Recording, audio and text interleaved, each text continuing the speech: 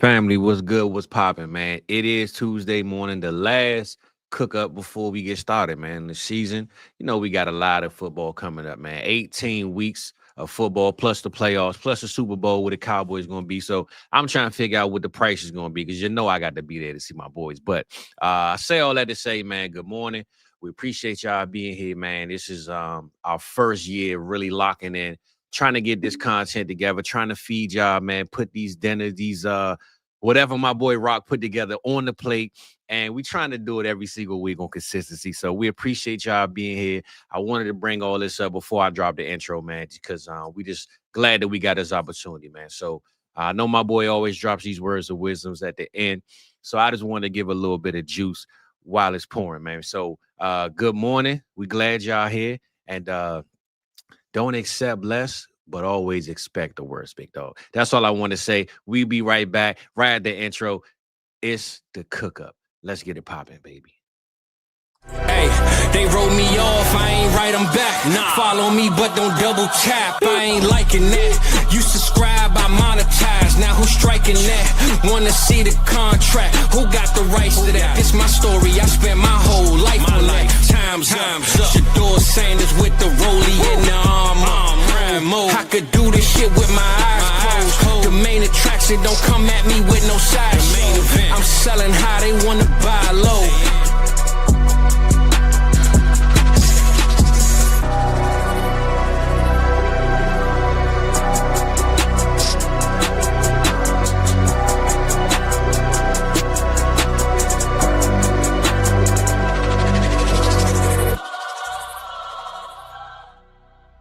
Yes, sir. Just like that. We back. We good. Good morning, man. I always feel like Rock when I play the song, the intro, I get a little more live, man. I could tell my voice was a little dim, a little low. I put my was Barry White voice on, you know what I'm saying? I was trying to holler at it. But now we back, baby. We here, we good, we cracking, we where we supposed to be. Rock, I've been talking too long. I'm glad you here. You got your Ohio State hat on. It must be for a reason, because y'all won the game. You beat Texas. You beat the man in bloodline, big dog. Let me know what's good, what's popping, man. How you feeling, big dog?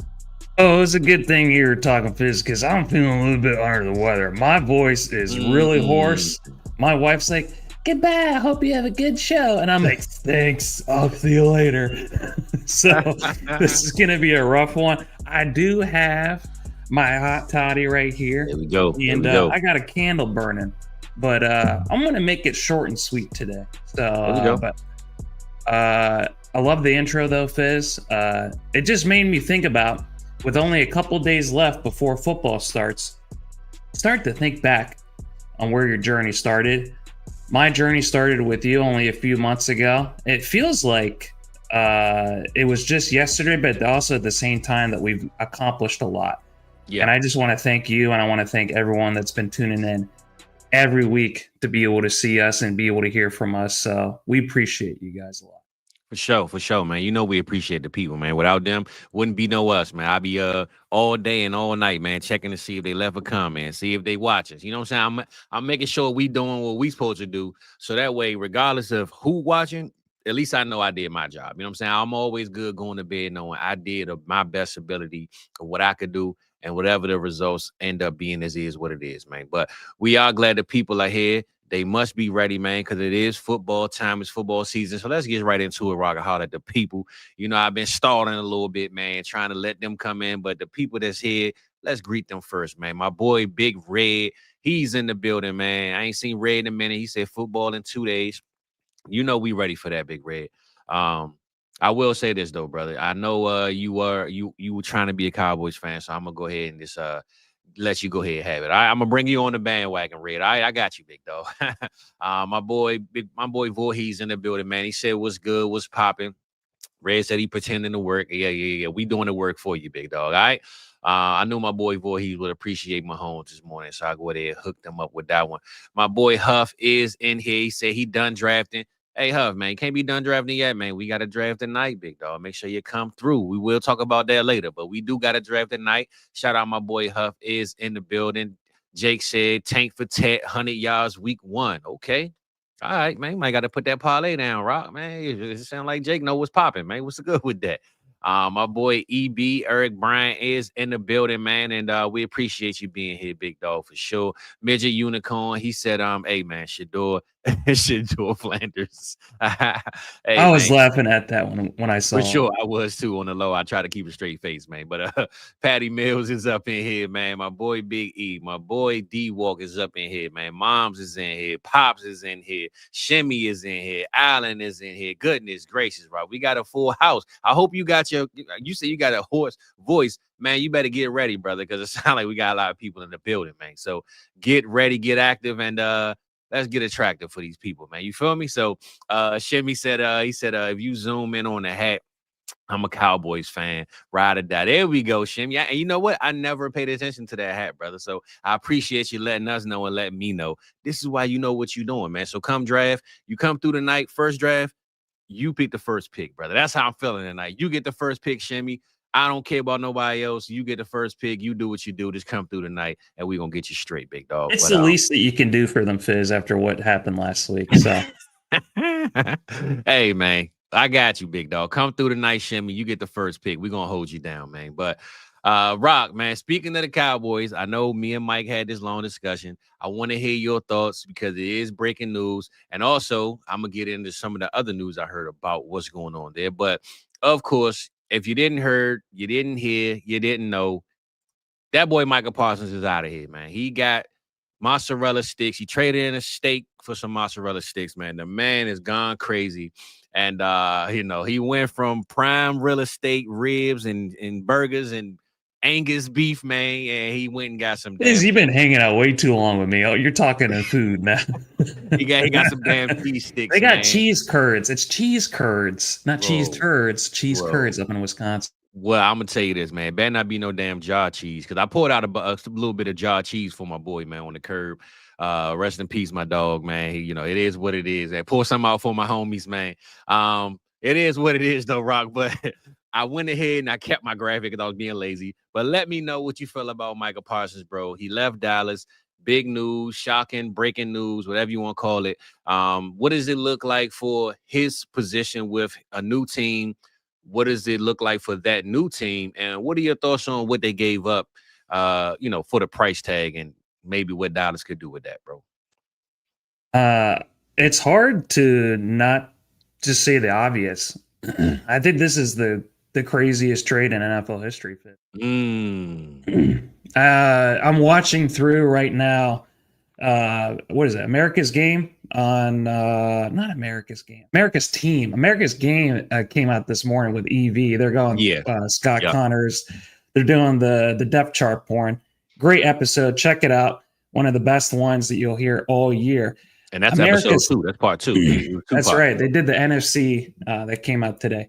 Yeah. America's Team is documentary on Netflix, all about Jerry Jones and the whole Cowboy saga. Mm-hmm. They talk about the Herschel Walker trade, which up until probably last week was one of the biggest trades we've ever seen in NFL history. One player getting traded away for, 5 different players who all got cut, and then they all got draft picks from all the cuts. Facts. Really insane. But this is the biggest trade, I think, in NFL history because of how impactful Micah Parsons is. Now, I did get to listen to you and Mike go back and forth a little bit on Saturday. Mm-hmm. And I couldn't disagree with you more. I think as far as the impact that Micah Parsons is going to have on the Green Bay Packers, I want to just list out 2 different stats for you, Fizz. I want to get your take on this. You might not think it means much, but I think it's pretty eye-popping. Defensive EPA for the Dallas Cowboys between weeks 5 and 9, when they had no Micah Parsons, Fizz, they were 31st in the NFL. Weeks 10 through 18 with Micah Parsons, they were 14th in the NFL. That's one singular player taking a team that was at the very bottom and making them average, which is absolutely insane. But here's one of the craziest ones that I saw. A lot of people want to talk about Myles Garrett being the best defensive player in the NFL. Shade to that whatsoever. But I think if it's not Myles Garrett, it has to be Micah Parsons because he has led the league every year since his rookie season in pass rush win rate. That's probably one of the most impactful stats that you can evaluate a defensive player for, especially a pass rusher.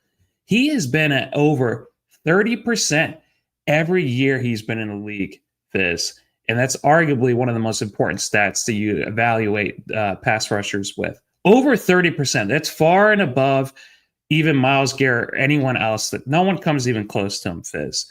So when you look at those two different things, he is literally going to take them to at least the NFC Championship, I think.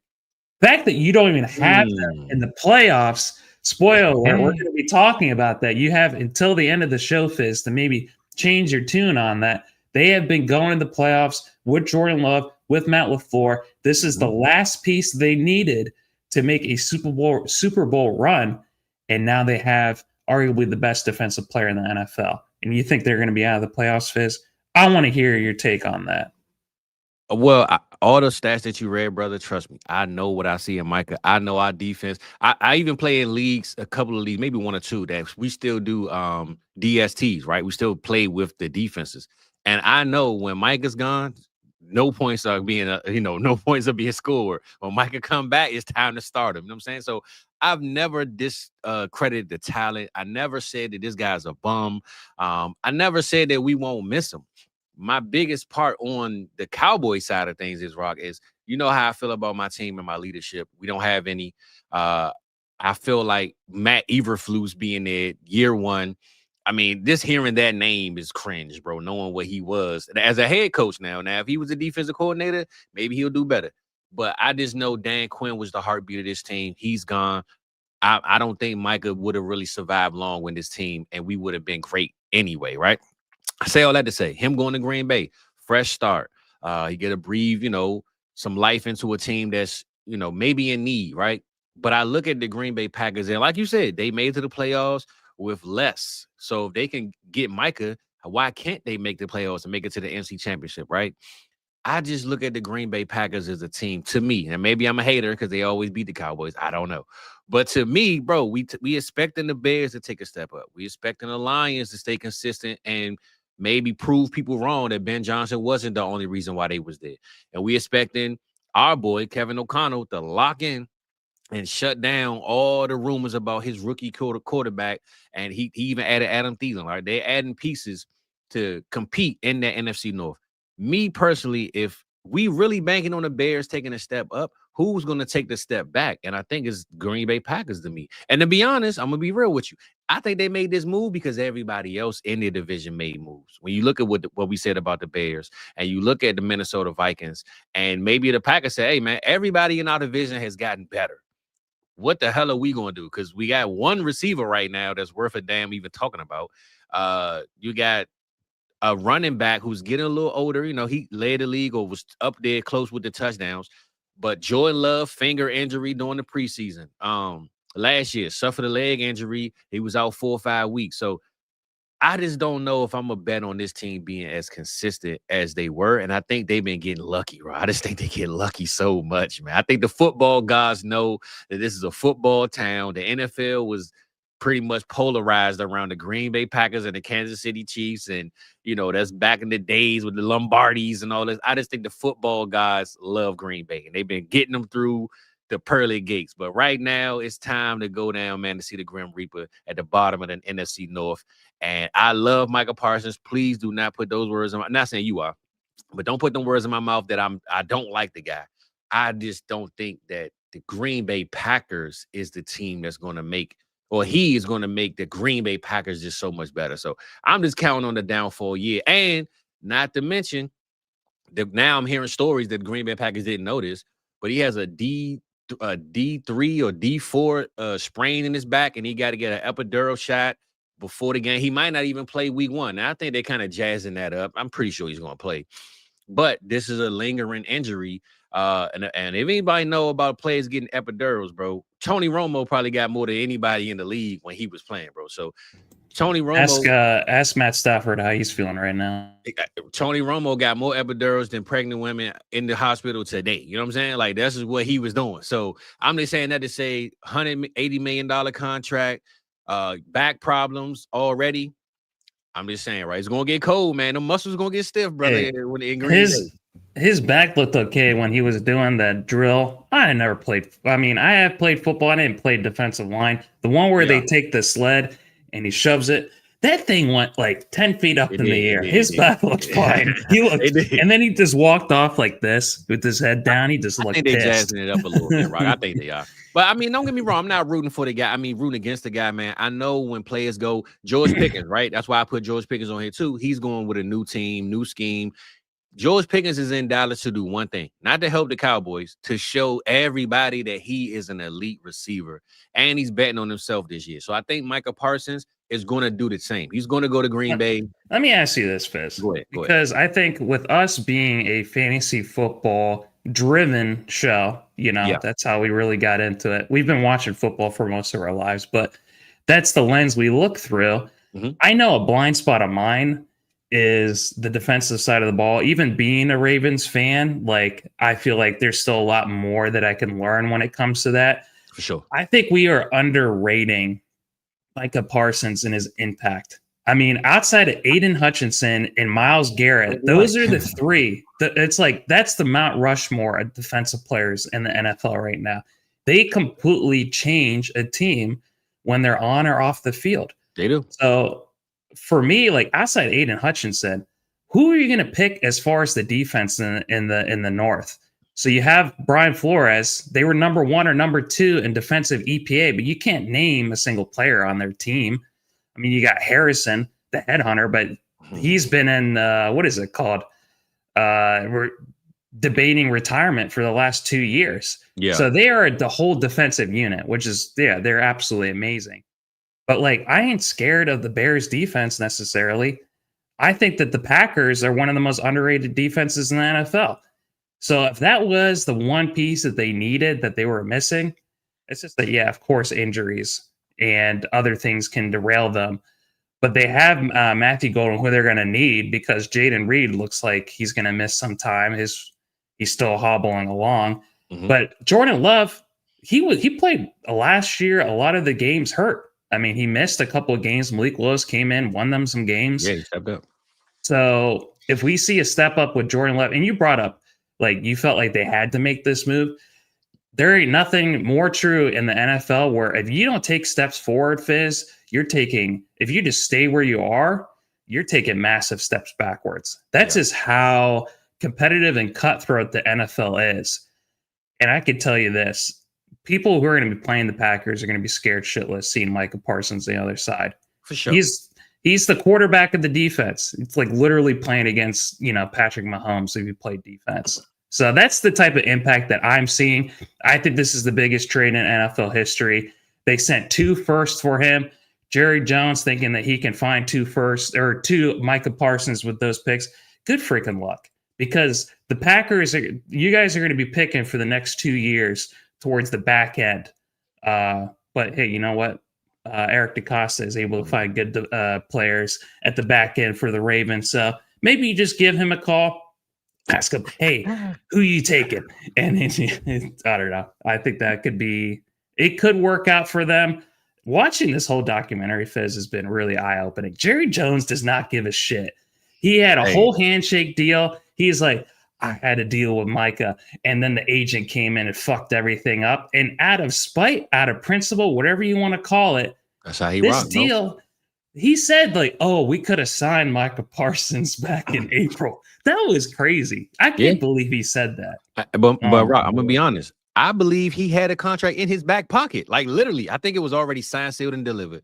It wasn't even his back pocket. They had a handshake. He's like, I'm going to give you this amount of money. And then the agent came in. He's like, nah, I want more. So you can shove that up your ass. I truly believe this was agent versus owner. This ain't Micah was just like, I'm gonna go with the guy who I asked to represent me, because if I don't, I might as well get new representation. Right? It's like, if I'm not gonna listen to the guy I pay to represent me and get me my best deal, why am I hiring him? So I think that's what it really came down to, man. And the guy with the power on the other side won. So it is what it is. I want to hear how you're feeling, though. Here's the thing. How do you really feel at the end of the day? How are you feeling today? And how do you think you're going to be feeling a year from now, Fizz? Well, I'm going to say this, bro, and I'm not knocking on Micah. I'm going to just say this. You know me. You know how I like this team. when it come to crunch time and the playoffs, Micah has his worst games. I don't know why, but he's always had his worst games in the playoffs, right? Both him and Dak. Yeah. 100%. 100%. So I'm going to say this.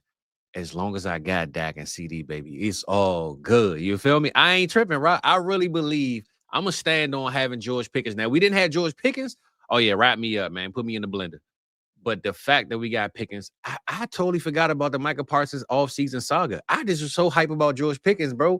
I just want to go out there and show these people that I don't care what y'all lining up against us. We going to run up the score, baby. That's all I'm saying, right? So me, I'm feeling good, big dog. Now, I can tell you this. When the actual season hits, a perfect example, when we play the Eagles on Thursday night, if Saquon get 200 yards, and then I'm going to say, God, we don't have a long season. You feel me? But if we go out there, we compete, and we go back and forth, neck and neck, or we win that game, or it's a close game, I'm going to say there is life at the end of the tunnel. We can survive. And, hey, long as number 4 and 88 on my team, big dog. And now we got number 3. I'm not sure the math on that, but I'm trying to add it up as I'm talking. But I just know, damn it, that we 95 plus out here. I got the answer. I got the answer right, Rob. We 95 plus, and we gonna run it up on them, man. So that's all I'm saying. I ain't worried. I ain't scared. And anybody that want to holler at me during the season, holler at me. But Rock, since you think the Green Bay Packers is a NFC team, playoff team, if these boys crack the playoffs, I'm going to send DoorDash you some mozzarella sticks to your house. You let me know your address, brother, and it's getting sent. Cheese curds. All right, cheese curds, man. Curly fries. I don't know, man. I don't know. But you got me. We good on that. We good on that. You don't even got to give me nothing. You good on that, cheese curds? No, don't do the DoorDash. Every time you do DoorDash, I feel like it always takes like an hour.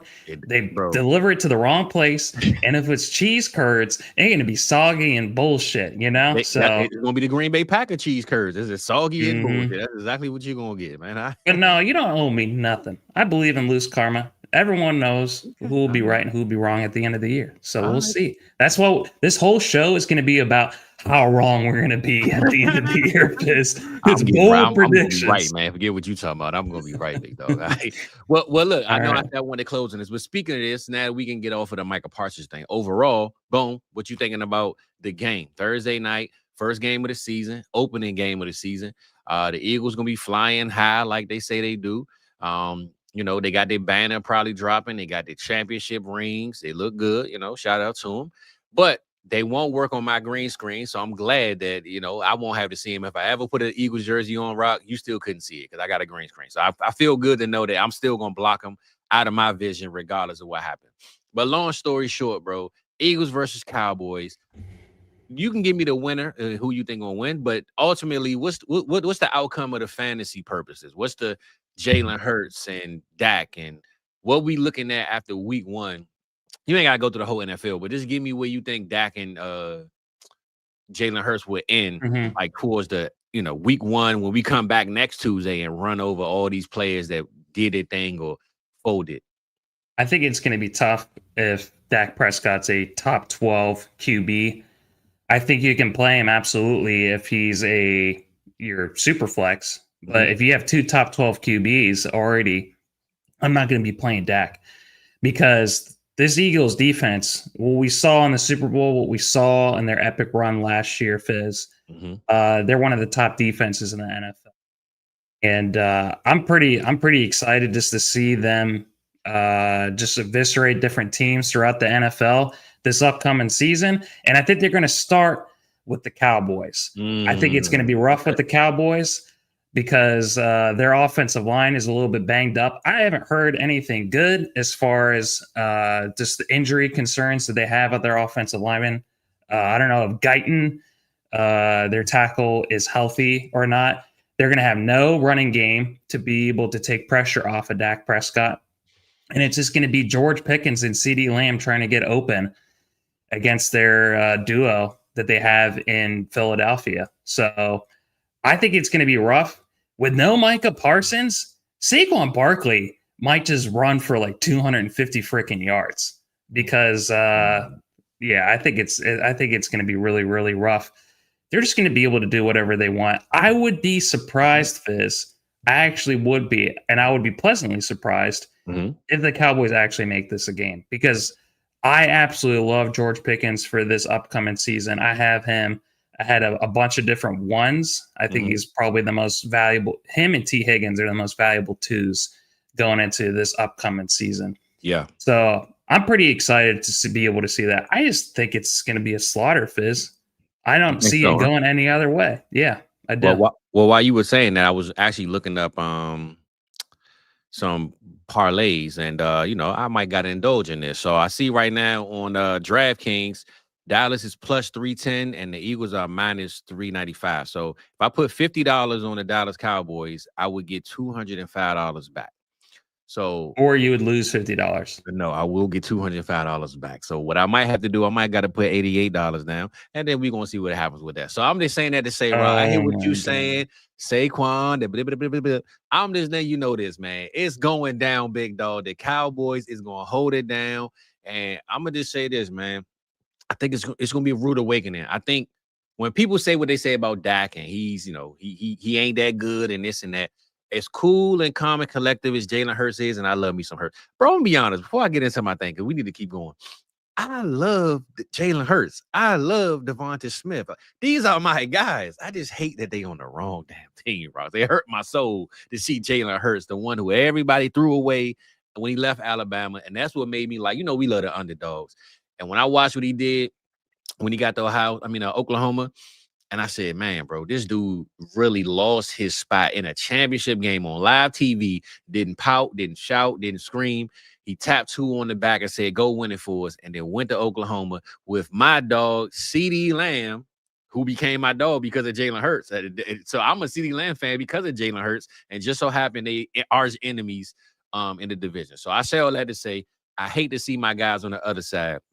But I love to see my guy, number 4, the one who everybody hate on, sleep on. I just think, Rock, man, the guy has so much to prove. And I think he want to show the owner, one, Jerry, man, we got this. Like, you pay me. You always crying about I'm the highest paid QB and we ain't showing you nothing. CD, so cool. But having that dog, George Pickens, man, I think George Pickens is going to be our Micah Parsons on offense. I think he's going to, like, he ain't no nonsense. Like, if you come that's kind of crazy, Fizz. That's like saying he's going to be freaking Lamar Jackson on offense. Well, when I say that, I don't mean he's going to lead our team in receptions and touchdowns. When I mean attitude wise, I think teams are going to fear CeeDee Lamb, but those cornerbacks are going to fear George Pickens because I think he's going to go out there and set the best duos in the NFL. It's going to be awesome to watch. It's why it's such a shame, Fizz, that they let go a guy that they could have signed. For sure. In Micah Parsons. It just didn't have to be this way. It was all over ego. And the team that's going to suffer it's going to be the players and the coaches just because of Jerry Jones. I mean, I'm sure Matt Eberflus didn't wake up that morning like happy. You know what I'm saying? He probably like, hold up, man. Y'all signed me to run this defense and y'all get rid of my best player? Yeah. Come on, man. Eberflus has had a rough year over the Bro, he had a rough couple of years. Yeah. But he got a job. You better figure it out. You know what I'm saying? So I say all that to say, though, I am rolling with my Cowboys, man. And realistically, this is a division game, and anything can happen in division games, brother. So I'm going with anything can happen. More so, the thing is going to happen where we're going to shut it down. 95 up, baby. You feel me? So you rocking with the Eagles, Rock? Yeah, I'm definitely going with the Eagles. Especially, did you see how crazy of a parlay that was? Just the odds on the Eagles winning. Yeah, that was crazy. Yeah, that's how I'm feeling about it. So let's close it out with a score. Give me a score, write it down, and then we're going to check back in with it next week. Give me a score. Eagles 36, Cowboys 10. Yeah. Hold up, bro. You disrespectful, man. Yeah. All right, okay. Where is it at? Is it it's in Dallas? Nah, it's in, they Super Bowl champions. It's in Philly. Come on, Rob. All right, yeah. Yeah, it's in Philly. Then it's gonna be bad. It's gonna be right. Well, I should reverse what you said, but I'm gonna put a little bit of respect on it, man. I'm going 28-24 Cowboys. No fucking shot. That boy Brandon Aubrey gonna hit a 73-yarder. We're gonna close out. Oh. You feel me? That's how we getting down, big dog. That's all you need to know. Cardi B might be in the building. I might gotta hit her up, man. Hey, Rock, forget that dinner lineup Rock wanted, man. This dude's tripping, man. All right, Forget Diggs. Hey, man, he's out in New England. All that, man. But, all right, man. Let's get up off of this, man. You know, it was a good one, but you're tripping, Rock. All right, man. Put the edible food down. Eat regular. Hey, your dude right? E has almost the exact same score as I do. 35-14. Man, he's close to what I did. He's a Ravens fan, man. He don't know no better, man. Baltimore dudes, right? Rock, have you seen the video the guy Bibble Snip, the Baltimore guy? You ain't heard about him? Yeah. I haven't seen his latest. I haven't seen his latest video. This is what happens in Baltimore. So if you're a Baltimore fan, I don't trust nothing you saying. Y'all got bro, they got their own lingo, the maneuver, I don't know what they talking about. So I don't. If you can't say the number 2 in regular terms, don't even talk to me. It's from all the head trauma that happens out in the streets in Baltimore. If you can't say the number 2 out loud, leave me alone, man. All right, we're gonna move on from the Baltimore Ravens, man. But Rock, man, I know we got a couple of things we're gonna do. We got the bowl pick, we got Super Bowl and playoff updated predictions, because we did have our list back in June, and I'm pretty sure some teams and some things have changed. Yeah. And then we're gonna go with our favorite fantasy sleepers at positions: quarterback, tight end, running back. Just one of each. And maybe our biggest upset of the week, man. So I'm a little upset at what you just said, but we're gonna keep it pushing with that one, brother. So I will say, let's just get straight into it, man. And let's get into our favorite sleepers for the 2025. No, our favorite sleepers. I'm tripping. Favorite sleepers for the 2025 fantasy season. You know me, I had to put my boy Piss on there because you know that's my dog. He's always getting slept on, but I'm not even gonna bring him up right now. Right now, Rock, I'm gonna kick this one off because I can go with a guy. That's why I asked you. I know you was busy, man. Shout out my boy, man. I hit him last night like, hey, man, I need some this. My man out here having a blast. He having a cookout. He throwing the big party. Work draft party. It was a work draft party. Yeah. So I said, all right, man, I ain't gonna let him leave him alone. So I just threw these names up here. I actually wanted to put Mbuka up here though, not as a fantasy sleeper, I guess, but like a favorite in a sense. So but my guy is this guy right here in the middle with the crown on, Rock. I'm going with Pat Mahomes, man. I think this is bounce back season all the way, 100%. It's time to get him back where he's supposed to be, man, with that crown on. I'm not saying he's going to be QB1, because I do believe that's Lamar Jackson and Josh Allen, those type of guys. But when I hear this Joe Burrow thing, I know he has a terrible defense, so that's a great claim too. But I just think Pat is going to say, forget the defense, forget everything else, forget the Micah Parsons. We going to run this offense up in a sense. So 2022, Pat Mahomes, 5,200 yards, 41 touchdowns. Of course, that was when he broke out as just that dude. 2023, them numbers kind of declined. And since he doesn't run a lot, his fantasy numbers change, Rock. But if you look, I mean, he threw for 1,000 yards less in 23. And, 14 less touchdowns. But I'm just saying he still threw for 4,100 yards, bro. So he's still throwing for 4,100 yards, 27 touchdowns. Last year, he didn't hit 41 or 4,000.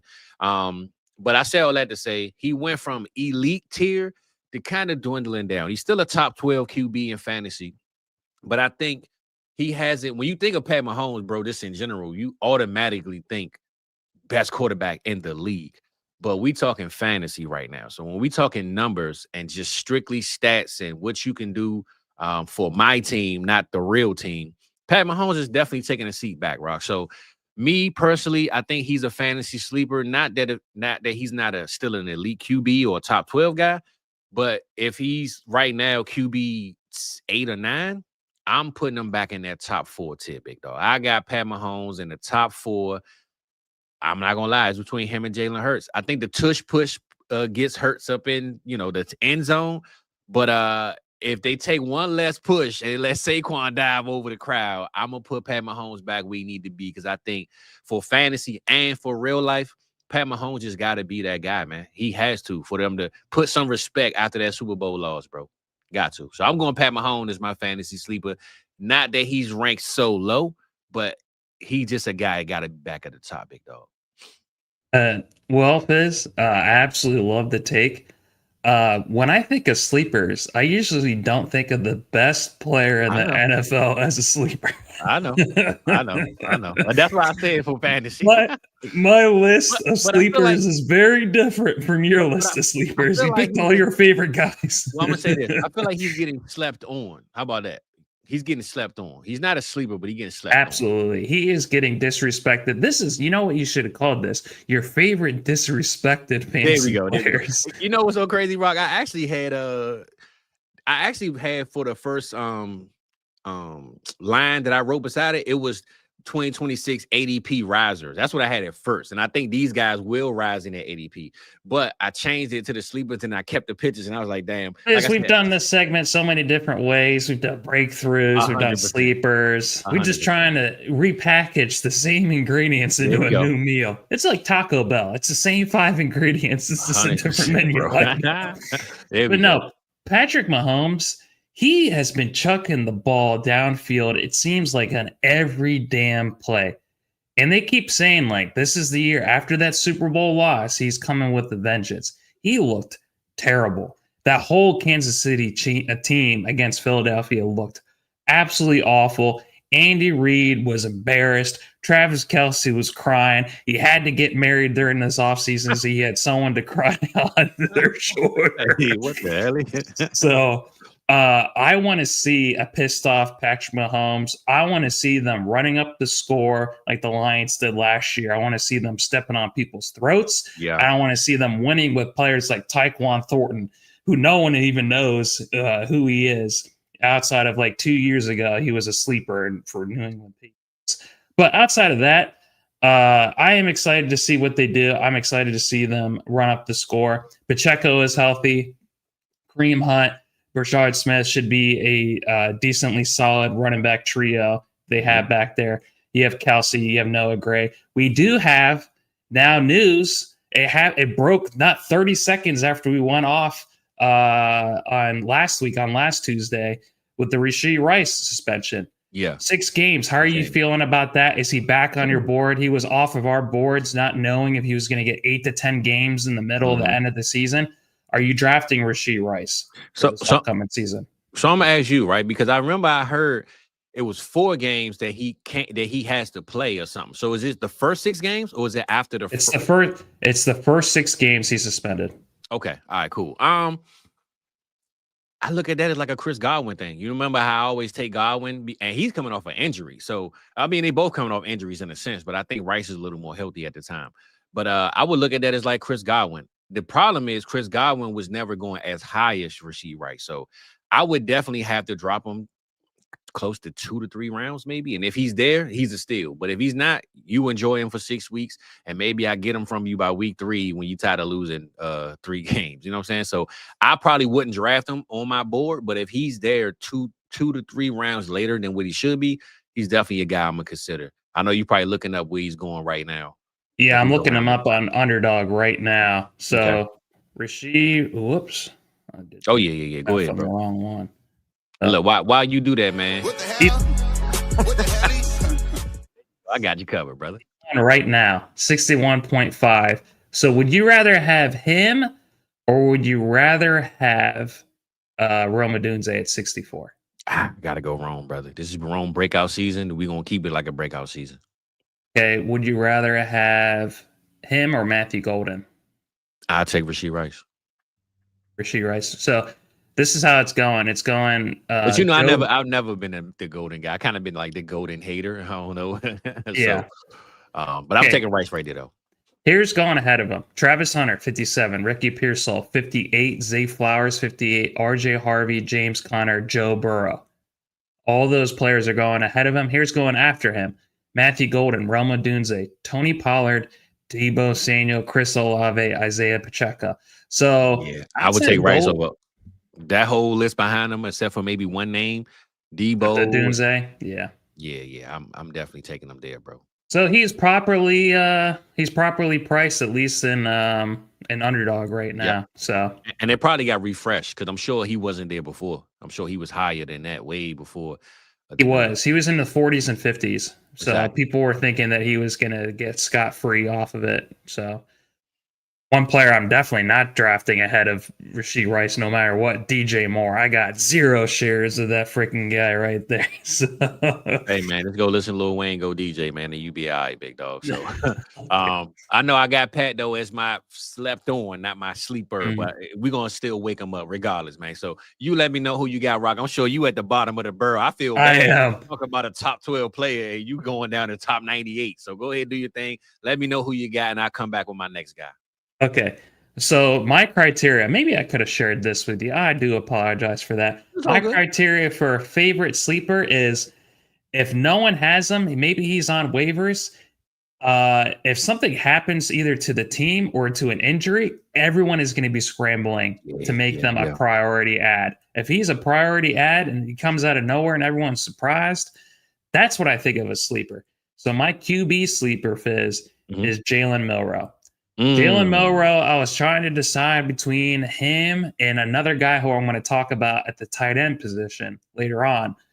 But Jalen Milroe, he has just that intangible, just that speed when it comes to his rushing ability, Fizz, that really can't be compared to anyone else in the NFL. He's in that same category as Lamar Jackson. He's in that same category as Jaden Daniels. So with an offensive line that has been upgraded a little bit, but could still be suspect, Sam Darnold, he is absolutely terrible under pressure. He's really good when he has a clean pocket, but the moment that the walls start breaking down around him and he starts panicking, it's a done so. It's absolutely finished him. Exactly. So with JSN and Cooper Kupp being really the only viable receivers that he has out there, I think that this offense might lack a little bit of juice. They're going to try to run the shit out of the ball, which is why I like Kenneth Walker and Zach Charbonnet for the Seahawks this season. But outside of JSN, that's really all they have. So if they need to get this offense going a little bit more, would you be surprised if they go to Jalen Milroe maybe at like halfway or 3/4 of the season? They're definitely going to have packages for him. I was just about to say, I think he's going to come entire in year. Regular. Yeah, during the season, just no matter what the score is, he's still going to play. So I think and this is what's going to happen. People are going to see that speed, they're going to see that rushing ability, and then they're going to see see Darnold just getting trying to survive for his life. And they're like, man, get this guy off the field, get Jalen Milroe in there. And everyone in that 12th man, that Seattle's known for, all they're going to be cheering is Milroe, even when he's sitting on the bench. So I would be super excited to see Jalen Milroe. I think he should be on people's sleeper radars. Maybe worth a 0 or a couple of weeks on your bench. Because if he takes the start, everyone's going to want him at QB, Fizz. Nah, I like that call, brother. I think he's one Justin Fields type 70-yard run away from just everybody saying, Sam got to go. It's time to get this guy in here. So shout out my boy Terminal, man. I had to keep you up here. He got this thumbnail up, man. He's been trolling me all week, man. He's a Packers fan. I just recently found this out, man. I'm about to pack him up. Micah Parsons looks like the freaking Grinch with all that green on him right there. Terminal, I'm about to pack you up, man. Get you out of here, man. Shout out to you, big dog.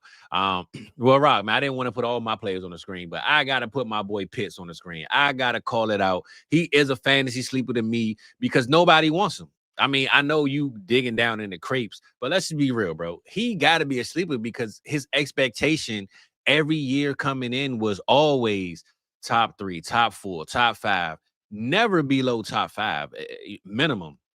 Right now, Rock, people don't even want him on their team. They just like, look, I'm over it. I don't trust the guy. I'll take Evan Ingram. I'll take, Brenton Strange. I mean, Stranger Things, season 7. It is all over the place, right? Kyle Pitts is supposed to be the unicorn, right? He's not. He's the Billy Goat. Kyle Pitts, man, number 8, connecting with number 9, man, over there in Atlanta, bro. I just think, to me, hearing Micah, I was about to say Micah Parsons. hearing, I miss my boy, man. Hearing. Wouldn't that be funny if you just start crying all of a sudden? It's like, oh my God. It's Terminal's fault, man. I'm stuck in the damn terminal trying to catch my flight. But we trying to get my boy, man, over there connected with the young QB. I really believe he was talking about it. Michael Penix. There we go. While I was sitting rambling, I was trying to get the name right. Michael Penix, when he said, you see Kyle Pitts, I threw him the ball today. It's going to be a lot of that coming. And I know it could just be preseason fluff and he trying to butter us up.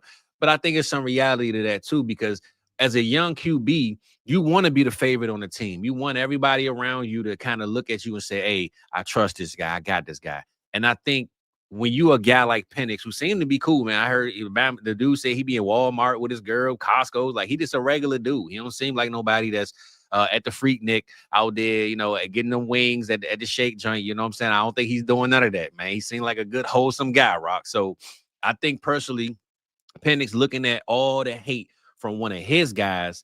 Wait, what's wrong with getting wings late at night? I do that. I'm talking about wings at the strip club, brother. That's what I'm talking about, man. You know what I'm saying? They got them wings got feathers on them, is all I'm trying to say, brother. So they still got the feathers on them, but how would anyone want to eat wings? Hey, sticky ass food, and that place is already sticky as hell. Hey, Rock, Magic City got magic seasoning. That's all I'm trying to tell you, brother. So I'm just saying, man, Michael Penix is gonna hold it down with Kyle Pitts, and I think he's seeing and hearing all the hate, all the shade on his guy. And as much as I think Bijan is gonna lead the league in rushing, as much as I think Drake London is gonna have all these receptions, I think somewhere in this crack, man, in the window, Kyle Pitts is going to shut it down and run it up on these people, man. So sleep on my dog all you want, but I believe that 1,000-yard season that he had with Matt Ryan with a couple of touchdowns, I can't guarantee you 1,000, but my boy will be back in high standards of the fantasy community, and you better get him while you can now, because next year the price is double, check, no discount, baby. That's how we rocking.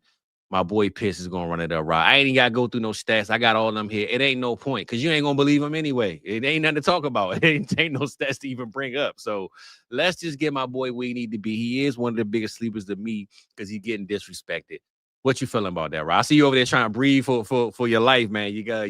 I just sent you the meme. That's how I feel this entire show right here.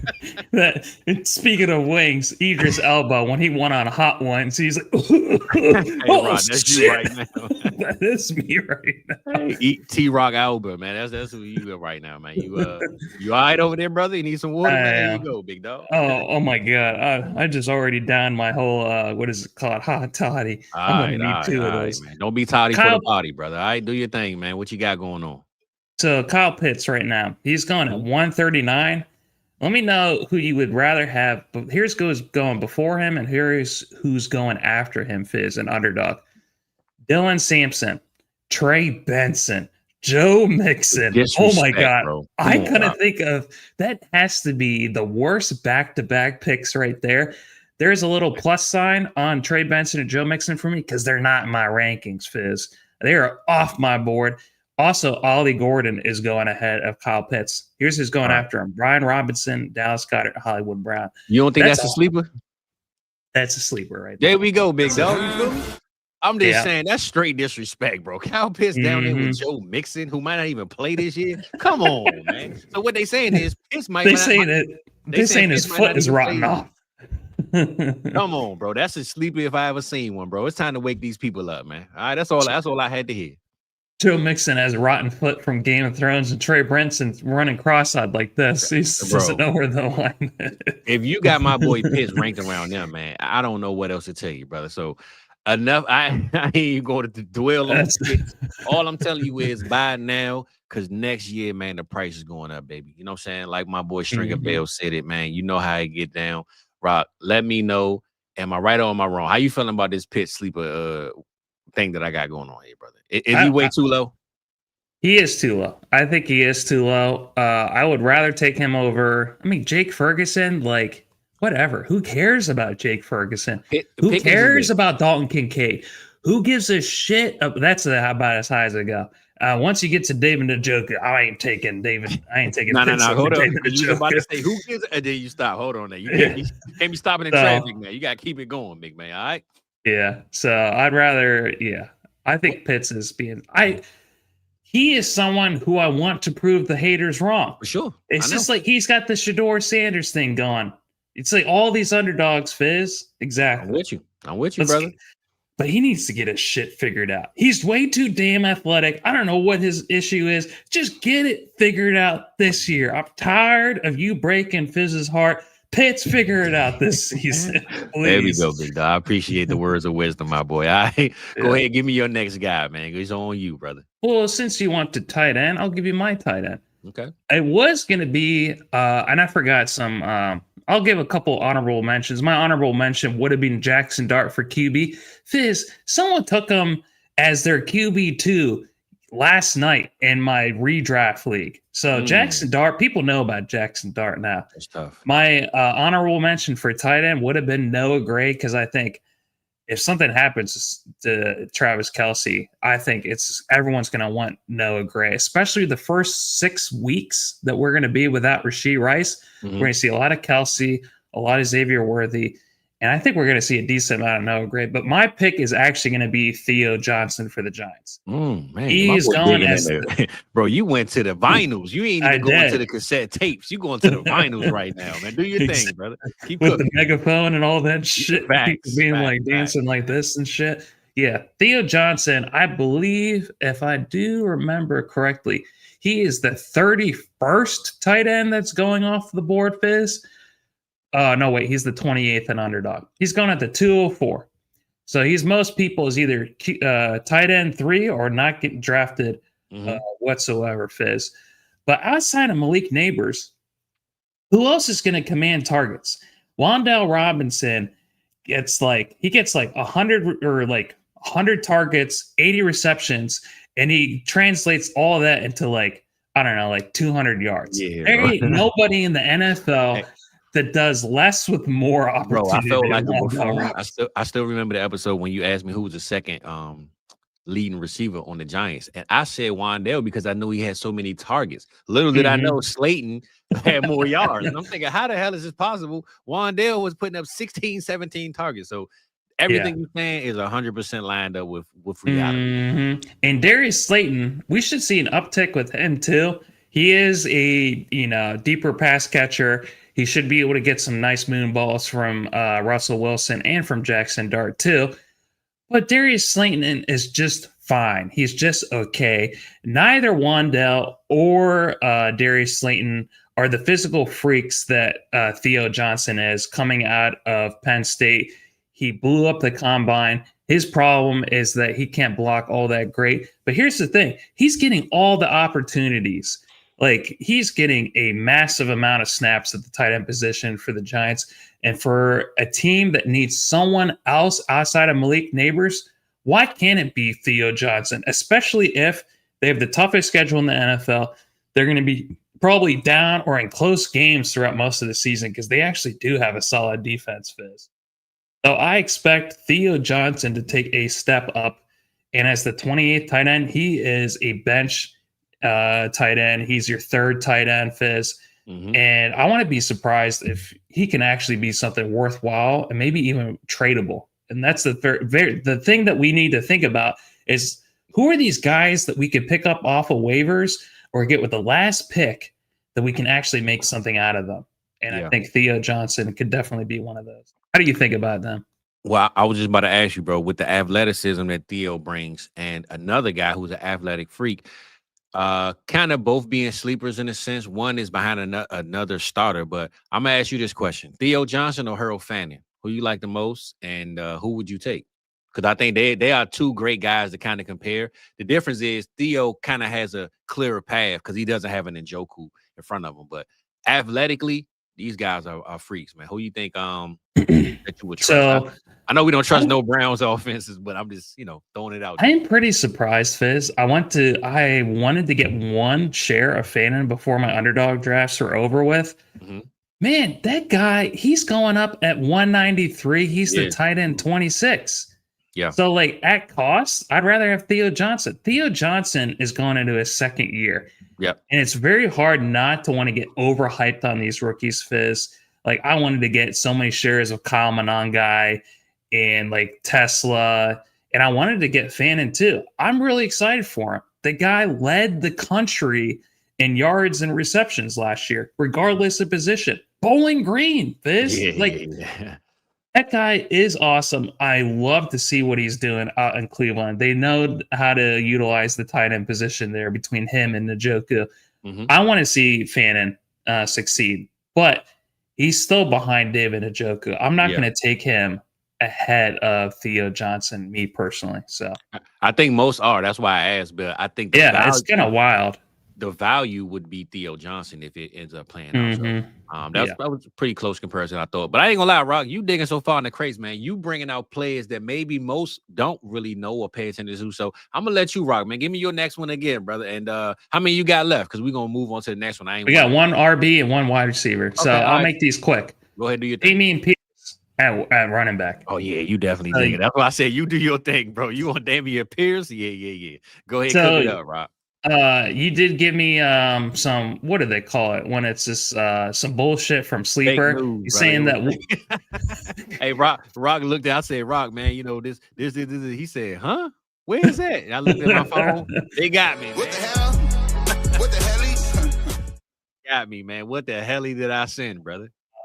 Fizz earlier this week told me, hey, Rock, when we put in the show sheet, make sure we talk about Woody Marks being the RB1 for Houston. Week 1. The Sleeper, I went to ChatGPT. I looked everywhere, Fizz.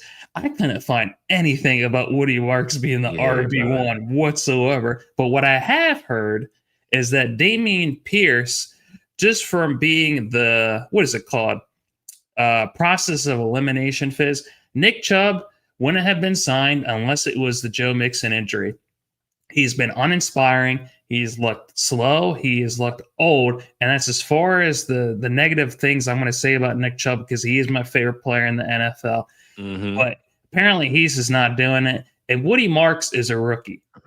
So that leaves Damian Pierce to be the 1A to Nick Chubb's 1B. I think that they're going to split the majority of the carries as the RB1 in Houston, who they do need because we have no idea what's going to happen with Joe Mixon. He is going, Fizz, as the 208. He has usually been my last pick. If you can get an RB1 or just the starting RB, I don't think he's going to be top 12, Fizz. That would be crazy. He did have a fantastic rookie season. We haven't seen him do shit in the last 2 years. But hey, you know what? He's been hiding. He's been sleeping. He's been hibernating. And now he is back. Damian Pierce. They do have a rough offensive line. But hey, at 208, Fizz, there is a lot worse that you can do. If he can potentially be the starting RB for the Houston Texans, they absolutely need a running game, Fizz. And while you was talking, I went looking through Sleeper's X account to try to get my proof, and they deleted it. So they God, definitely they didn't want to get sued. They got rid of the evidence, bro. Because I went looking like, all right, let me see if I can share it. It's gone. So I just say, bro, I think we've seen enough of Damian Pierce, bro. I'm so tired of seeing the project of Damian Pierce, man. They haven't seen him in 2 years. What the hell are you talking about? I mean, he did a kick return last year. It was cool, right? Put him back there. Let him run the kick returns. I don't want to see this man run the ball again. You'd rather see Chubb just like no. I'd rather see Woody Marks. Or you rather see Dare Ogunbowale. No. Oh my God! No, and look, call it rookie fever, but I want to see Woody Marks, man. I want to see Woody Marks go out there and do what we want to see him do. And to be honest, let's just say Damian Pierce is the 1B behind Joe Mixon, right? Because I'm hearing Nick Chubb. I'm hearing Nick Chubb doesn't really look 100% like ready because he's still a little older, still coming off a major injury. He ain't gonna look 100% ever again, Fizz. Well, so that's what I'm saying, right? Let's just say Pierce does get a 1B role. Maybe he doesn't do nothing on week 1 either, and maybe it's Woody Marks' time. You know what I'm saying? Here's the thing. This has been my tiebreaker for underdog, Fizz, with these last picks.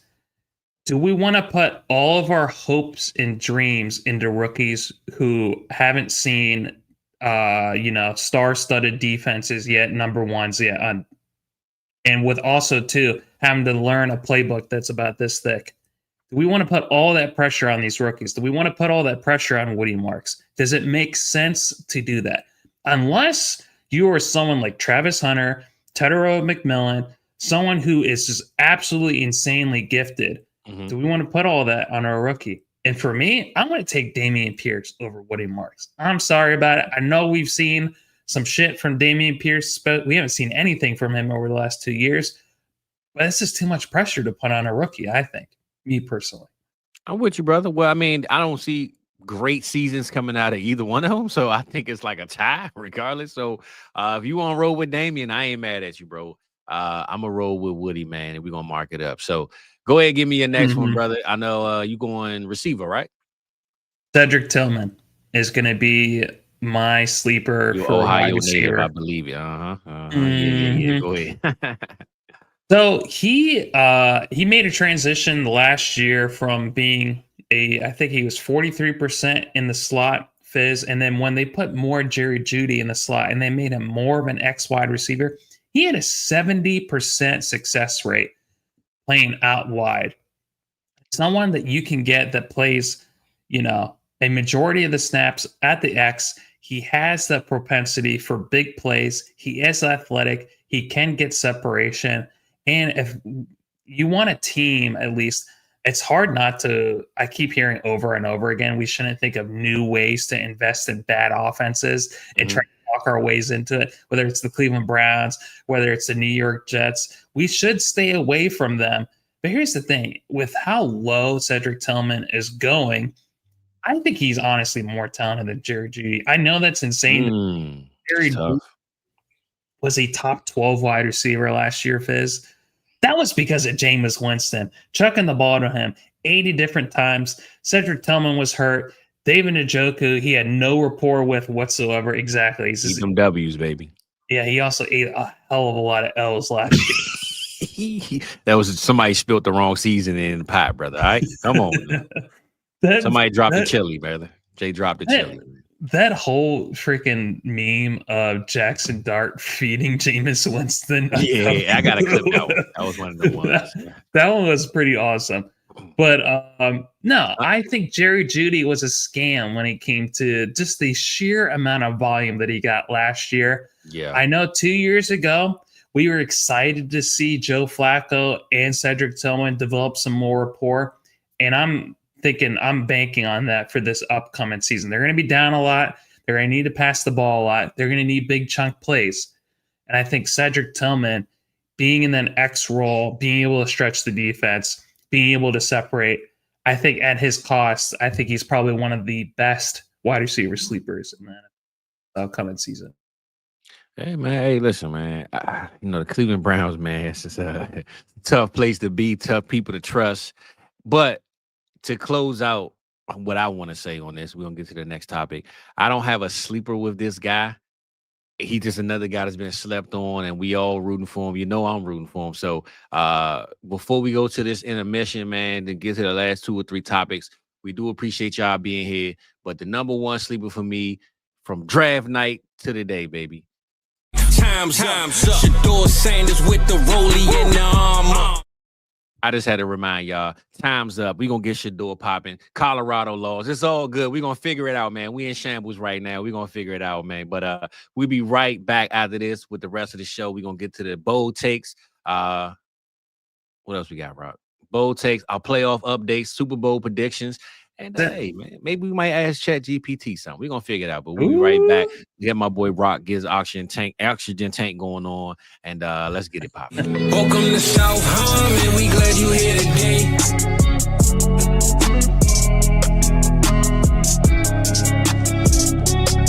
Like and subscribe. That's what we really appreciate.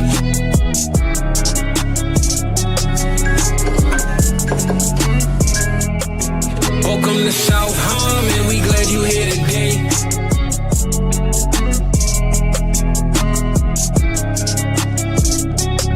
Like and subscribe, that's what we really appreciate.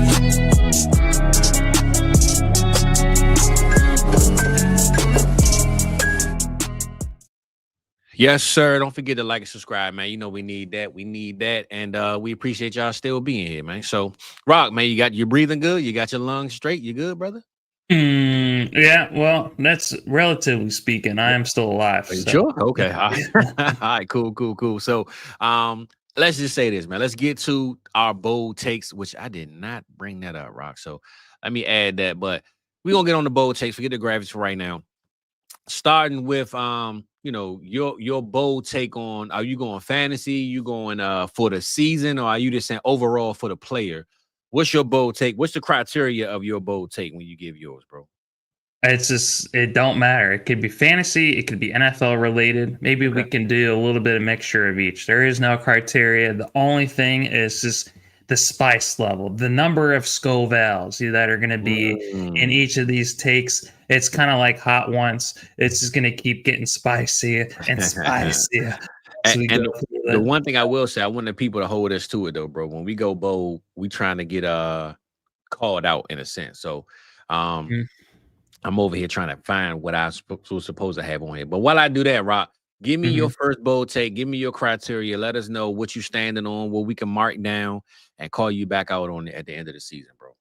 Okay, so the last time that the Cincinnati Bengals won a playoff game was in 2023. They beat the Tyler Huntley Ravens. Barely. Absolutely, just barely beat them. So I think that this year, not only do the Cincinnati Bengals win another playoff game, I think that Joe Burrow is going to have not just be top 5 in passing yards this season amongst all quarterbacks. I think he's going to have a season where he's top 5 all time in total yards for a single season. Peyton Manning, 2013, 5,477. Then you have Drew Brees. Is that Tom Peyton Brady Manning or Peyton Manning? Go ahead, bro. Oh my god! Absolutely love. My name is Peyton Manning. Patrick Mahomes in 2022. That was worth interrupting me for. I appreciate that. And then Tom Brady again. Tom Brady's on this list twice. So you have the best of the best when it comes to top 5 all time. I think that Joe Burrow with T. Higgins and Jamar Chase, with how much they're going to have to pass the ball, I think they're just going to be locked in from the game one. They're not going to be losing, going 0-4 to start the season or 1-3 like they did the last few years. I think they've only won. I think they're like 4-11 Fizz over like the last, like, since Joe Burrow's come in the league, as far as when it comes to their first few games in the NFL. Absolutely terrible. They're going to get off to a hot start. I think it's going to be tough still. A lot of times with the MVP award, they like to give it to people who win in the playoffs. That's the only reason why Josh Allen freaking won it last year. His season was nowhere close to being as amazing as Lamar Jackson's. Lamar Jackson literally set records, okay? And it was still the Josh Allen because he lost them in the playoffs.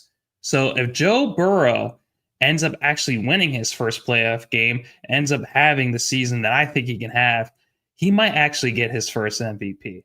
So that's going to be my bold take, is that they win a playoff game. He's top 5 in passing yards and touchdowns for the season. I think it's just going to be the Joe Burrow Cincinnati Bengal offense is going to be absolutely amazing and goated fantasy football for 2025 Fizz. All right, brother. I hear you on that one, man. I'm going to ask you this. I'm looking at their schedule right now, right? I know you said they start off pretty bad. It's week 1, they play the Cincinnati Browns. I mean, I said Cincinnati Browns, the Ohio, man, Cleveland Browns. Damn. All right, there we go. Cleveland Browns. That's a breakout game for them, right? Okay. Yeah, absolutely. The Browns are doo-doo on defense. So. Okay, they play the Jaguars the week after. That's a good game, right? Okay, Minnesota Vikings. That one's gonna be tough. Denver Broncos. Also tough. Detroit Lions. Tough.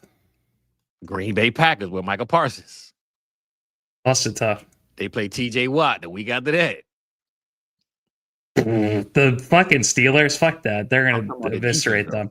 They're gonna no the Steelers. Remember, that were the reason why they lost in the playoff game last year. They were a lot of points per game to end the season. They're old as shit. They're gonna eviscerate the Steelers. That's like week 7. But all right, we cut that one. The Jets. The Jets suck. They're gonna eviscerate them too. I don't care how good their defense is. We talking about defense, bro. I'm talking about what Joe Burrow gonna do against these defenses. That's what I'm trying to bring up, right? They play the Bears. Okay. Well, they'll be solid. They play the Steelers again. Then they play the Patriots defense. Then they play the Ravens defense. So I'm just saying, bro, that defense that they playing, bro. I'm not trying to say that you wrong, but I'm saying he's gonna have to really show what he worth. He should be top 5 if he get through these defenses, leading the league in every category, because this is a tough defensive schedule, especially starting off with the Vikings, Broncos, and the Lions. So and the Packers. But to end the season, I have them ranked top 10 as far as their opponents go, as far as defensive EPA. So there's lots of teams that are facing far. It's all relative, Fizz. I mean, if you looked at the Green Bay Packers, look at their final 5 games, and then look at the Cincinnati Bengals' final 5 games. These are ones that I look at to see if whether or not I can make a push into the playoffs and secure a championship.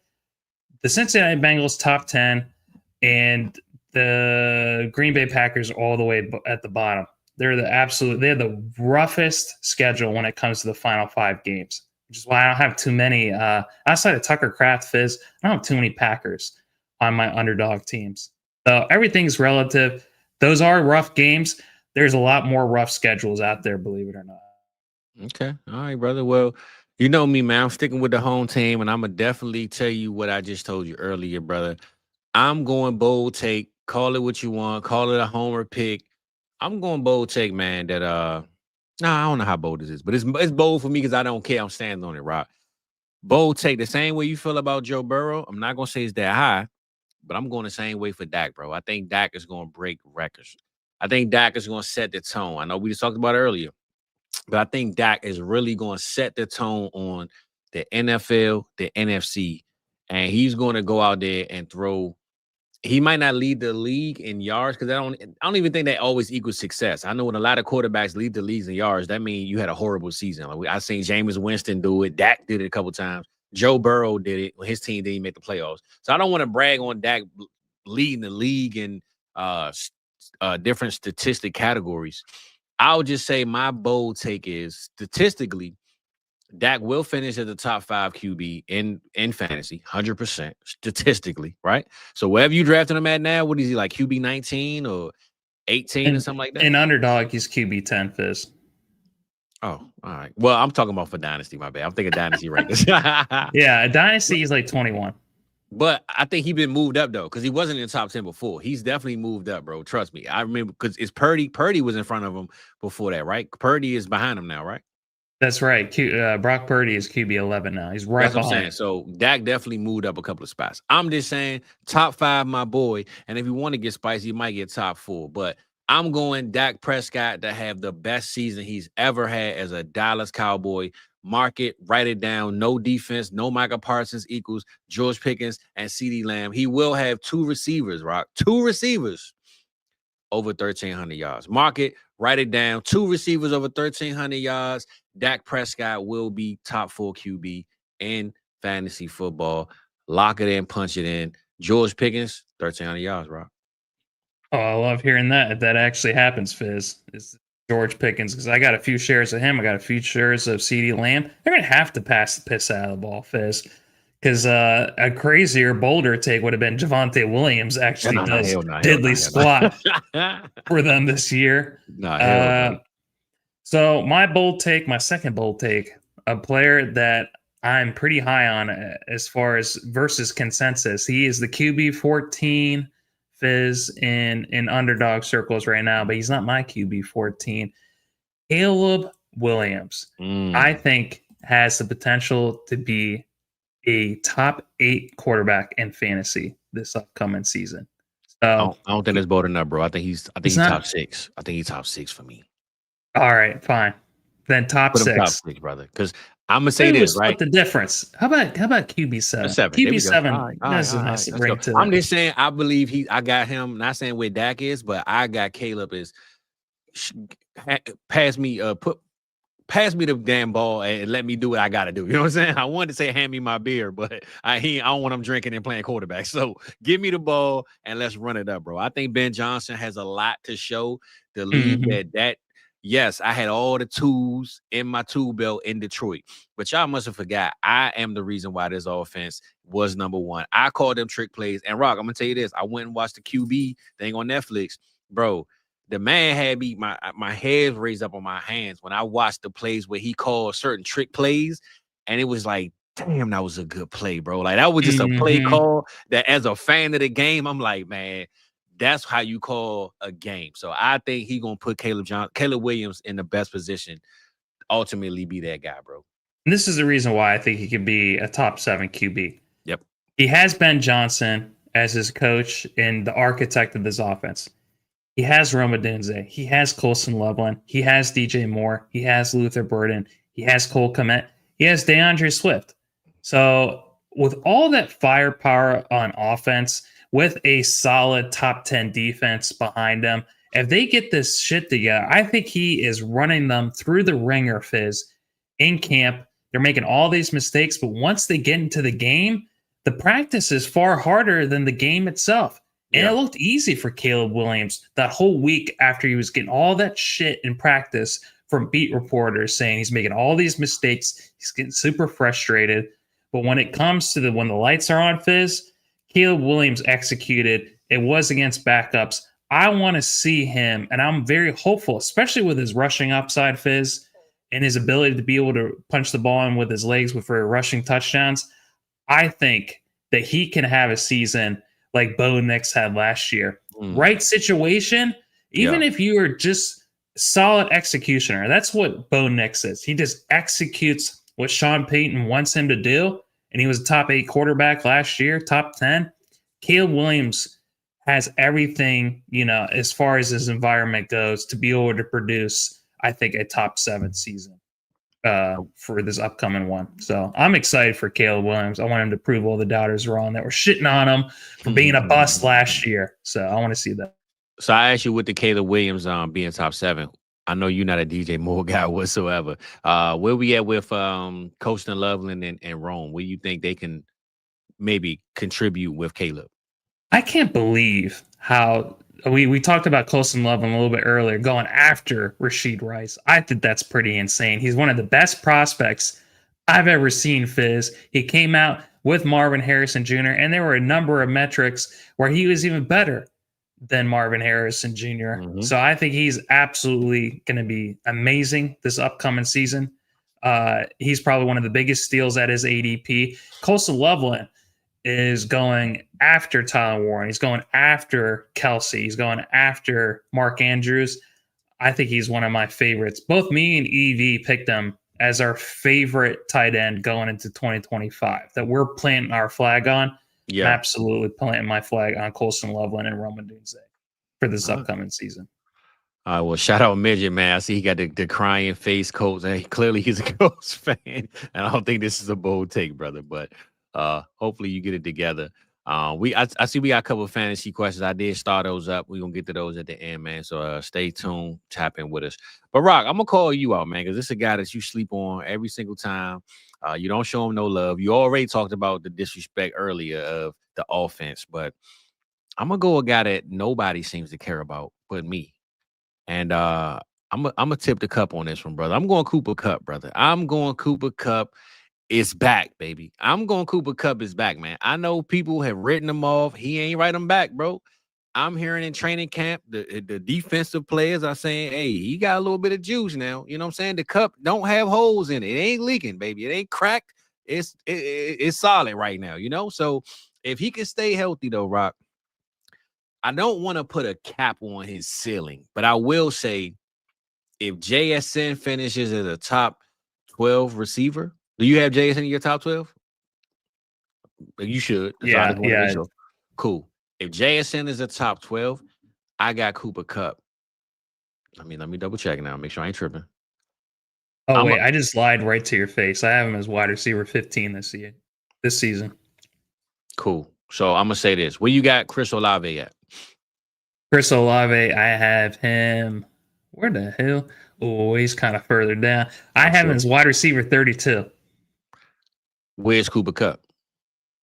Further down. Damn, you got to search. You got to type. I got to search it because it'd be scrolling too far. Wide receiver 50. 50. 50 cent. Bold prediction. Cooper Kupp will be higher than Chris Olave at the end of the year, brother. Stamp it, write it down, take a picture of it. That don't. Oh, what if Chris Olave misses most of the season because he's in the fucking blue tent? Cooper Cup could be too. What you mean? It's the same That's thing. true. That's what I'm saying. Come on, bro. Bro. It's the same thing, bro. All I'm saying is with Chris Olave going in the 30s and Cup going in the 50s, I'm trusting Cooper Cup to be higher than Roma Dunze in 2025, brother. Yeah. I don't know how bold. That's pretty bold.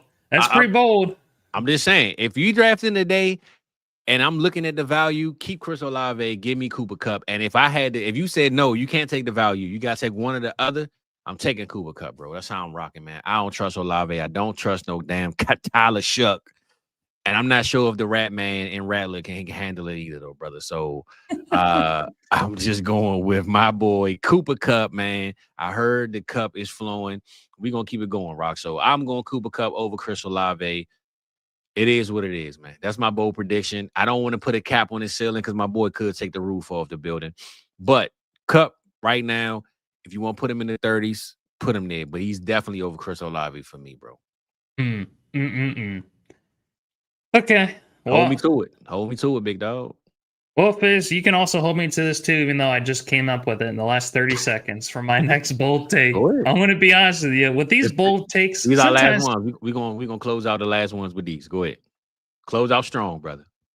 I think so. Last year, if memory serves me right, we had Malik Neighbors, BTJ, and Ladd McConkey barely missed the top 12. It depends on your format. If it was full PPR, he made your top 12. If it wasn't, he missed it.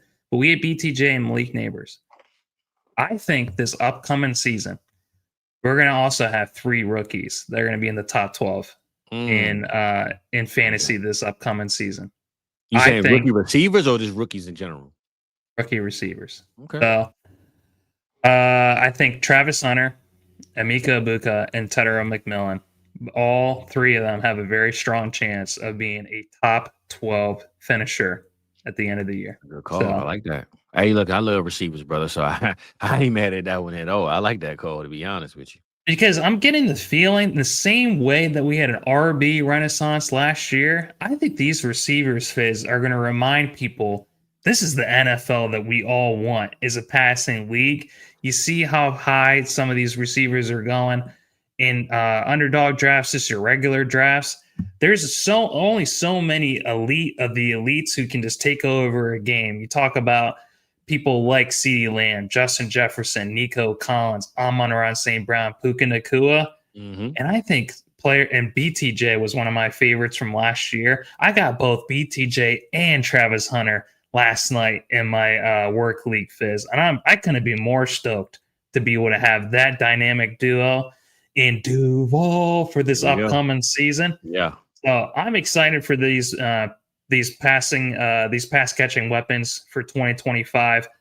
I want to see Travis Hunter. I want to see Emeka Egbuka. And I want to see Tedero McMillan put their stamp on the NFL and already come out as one of the best at their position.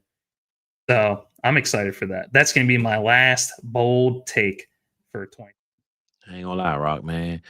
You been digging in the crepes today, brother. And I was thinking about my last one because I had one, but I threw it in the trash, man. It wasn't that bold enough.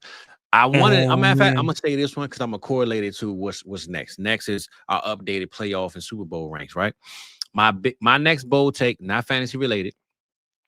My next bold take is the Washington Commanders will not make the playoffs, brother. That is my bold take. I'm stamping it right now. Terry McLaurin been sitting out all season. He ain't in shape yet. He got to get it together. Then you got J-Day. His O-line is okay. You know, he got that rookie fever for year 2, right? They got Bill. Bill just started as the running back 1. Brian Robinson's gone. Debo is there. It got a lot of different new pieces, man. It ain't all going to mix gel week 1, week 2, week 3. I think this is the year that the Commanders get that hope. They get the brakes put on them. And I think the fluff, man, is going to get in the way, Rock. So I think all the hype is going to come back down to reality because they not gonna have the juice like everybody else, man. So You were talking about Cooper Kupp earlier. You should have threw freaking Deebo Samuel in there too, just well, to I make ain't it want to even put him more in there, bold. man. I ain't want to put him in it. But I'm not just saying it because I'm a local hater. But I'm just be honest, bro. This is my bold prediction, right? We doing bold. Bold prediction. Commanders won't make the playoffs. That's how I'm rocking. That's how I'm rolling rock. I know last year, I will admit, I picked Josh Allen to not finish in the top 8, and clearly I was wrong. So take my bold predictions with a grain of salt, please. That was me kind of hating on Josh Allen, but I really thought Stephon Diggs was the key piece to Josh Allen's success, and I was clearly wrong behind that. So, yeah, man, no Commanders in the playoffs, Rock. That's my prediction, and we will get to our playoff and Super Bowl predictions. But do you think that's even possible, bro? Well, let's recap real quick. So I took the trio out in Cincinnati to have a historic season. Yep. I took Caleb Williams to have a historic Bears season. Yep. And I took the trio of rookie wide receivers to have an amazing season this year. You're going with the Commanders regressing, not 100%. being as good as they were last year. And then what were the other two that you want with? Cooper Kupp to be over Olave in fantasy this year. And Dak having two receivers over 1,300 yards, bro. Pickens and CD, man, they're gonna run the league.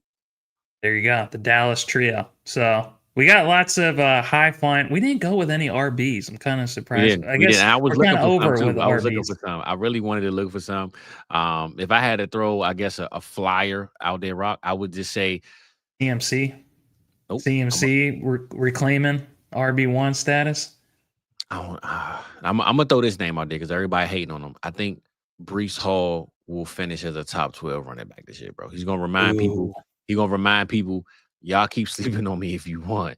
I'm here. And I know Justin Fields ain't gonna help that with his scrambling and this and that. I just think Breece Hall is gonna bet on himself and show people everybody else around him in his class getting paid. Everybody else getting paid. They getting their flowers. He feel like he not even appreciated in his team. The best way to show that you are, do what you do. So I'm gonna go bold. Breece Hall finishing as a top 12 guy, Rob. I like that. I absolutely like that. These are some good bold takes. This is something I used to do with a couple of my friends every year. And yeah, I also liked being able to predict coaches that got fired. It was a lot more NFL centric. Yeah. Teams that never made the playoffs made the playoffs. So yeah, we can continue some of these bold takes into our next segment if you want. Or do you want to get to our favorite games for week 1? Which one do you want to do next? Playoffs or week 1? Well, this is how we're gonna do it. Let's just update our playoff Super Bowl rank, and then we'll get into our game 1, favorite game 1, and our upset game 1, and we're gonna let the people go, bro. So I know you already have all the stuff listed. We can go division for division. You start in the AFC, you're AFC guy. And do you have any just list the teams that you have right now in the playoffs from 1 to 7? So this was June 20th. I had Baltimore, Buffalo, LA Chargers, Houston Texans, Kansas City Chiefs, Denver Broncos, and Cincinnati Bengals making the playoffs. My the one that just missed it for me was Jacksonville. I'm not changing anything for my AFC side, Fizz. Okay. I don't even. I thought I had mine written. Now, did you put it in the what's the name for me? I do have it for you. So you have break mine down, Baltimore, the Bills. You also have the Chiefs. You also have the Texans. You also have the Chargers. You also have the Broncos. The difference is you don't have the Bengals in there, Fizz. You have the Patriots. Yeah, I do. I ain't gonna lie, I do, bro. Are you sticking with the Patriots? That sounds like the one that you might end up changing. The AFC right now is so tough, bro. It's so tough. No, I'm gonna stick with it. I'm on the Patriots, man. All right, Drake May. I mean, we saw Bill Belichick lose by 40 points last night, so I'm gonna say that the Patriots can handle it, man. I don't know. Bill ain't look too excited, bro. I don't know if you saw the game or the highlights, Rock, but Bill literally had this face when they scored a touchdown. He looked like Bill Belichick, and I think he never changed his face the rest of the game because they never scored again. They gave up like 42 unanswered points. And Michael Jordan came through, man. It was a horrible debut, that's for sure, man. So, oh my God, can you imagine embarrassing yourself in front of the great Michael Jordan? Bro, I tell you, man, that was a rough looking loss, man. So I'm gonna go with the Patriots way. I'm gonna get them to sneak in with that last spot, bro. That'd be like Mother Teresa showing up for the Notre Dame game and getting embarrassed there. I'm telling you, man. Nah, that'd be like a leprechaun in the hood showing up for Notre Dame, and this ain't no fighting Irish. That's what it looked like. That's what it looked like. Yeah, that's what it looked like. So, yeah, I mean, yeah, I'm gonna stick with what I got, Rock. We ain't gonna change the AFC on my side or your side. Let's stick with what we got, brother. All right. What about NFC though? So I had go ahead, do your thing. Eagles, Rams, Bucks, Lions, Commanders, Vikings, and the Pack. You had the Cowboys, Rams, Falcons, Vikings, Commanders, Eagles, Lions. So are you changing out the Commanders? It sounds like you are. Who are you replacing them with? I'm gonna put Tampa in there.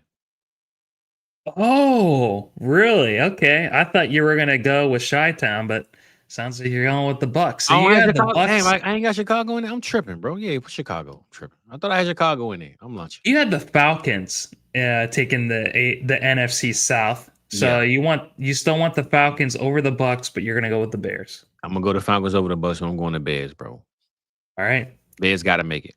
Even if they get eliminated, Ben Johnson gotta say, I came here for a reason and I'm here. So, well, I can't wait for them to make the playoffs so you can send me $100. I haven't forgotten your bet. Who you talking about again? I can't even remember. I just be agreeing and stuff. I don't even remember. You could be lying. When they drafted Caleb Williams last year, you said that they wouldn't make the playoffs in 3 years. Gave us a 3-year window. Well, that was before Ben Johnson. Come on, man. That was even. Well, you gave it 3 years, bro. So I guess you should have looked in your crystal ball, Fizz, before you made that bet. That with this leadership owner. Oh my God, you didn't say any of that shit. No, I've been hyping him up since Ben Johnson got there. Come on, Rob. Yeah, to take the sting off the bet that you made from the year before. You were trying to make right some wrongs. You were trying to repent of the things that you had said, and now you're all on the Caleb Williams train. All right, fine. That's fine. Because I'm gonna say this, because if you look at the current state of Bears before this, they stick with bad coaches for a long time. So I just figured Eberflus was gonna be there. I didn't expect them to make a change. And remember, they just read up Eberflus's contract before they did it. So that I didn't see them changing coaches no time soon. Fizz, the cost of entry to get onto the Chicago train after all the shit you talked about them is $100. You get 100 cheese curds or curls or whatever. That'd be funny. Yeah, cheese curds. You sent me $100 worth of cheese curds. Let's get it, man. So, all right, we got that. Who was our Super Bowl one? Because I know I got mine. Okay. And so, I ain't gonna lie, mine could change. I don't know, man. I don't know, Rock. Go ahead, man. All right. So we have in the AFC Championship game, I have Baltimore and Buffalo. Yep. You have Baltimore and the Chiefs. You sticking with that? Yeah, 100%. Okay. I have the Rams and the Eagles in the NFC Championship game. You have the Vikings and the Eagles. I am definitely changing mine. So I am no longer going with the Rams anymore. Oh, man. And why is that? Because of the back injury and all that? Yes. The Immortal Chamber.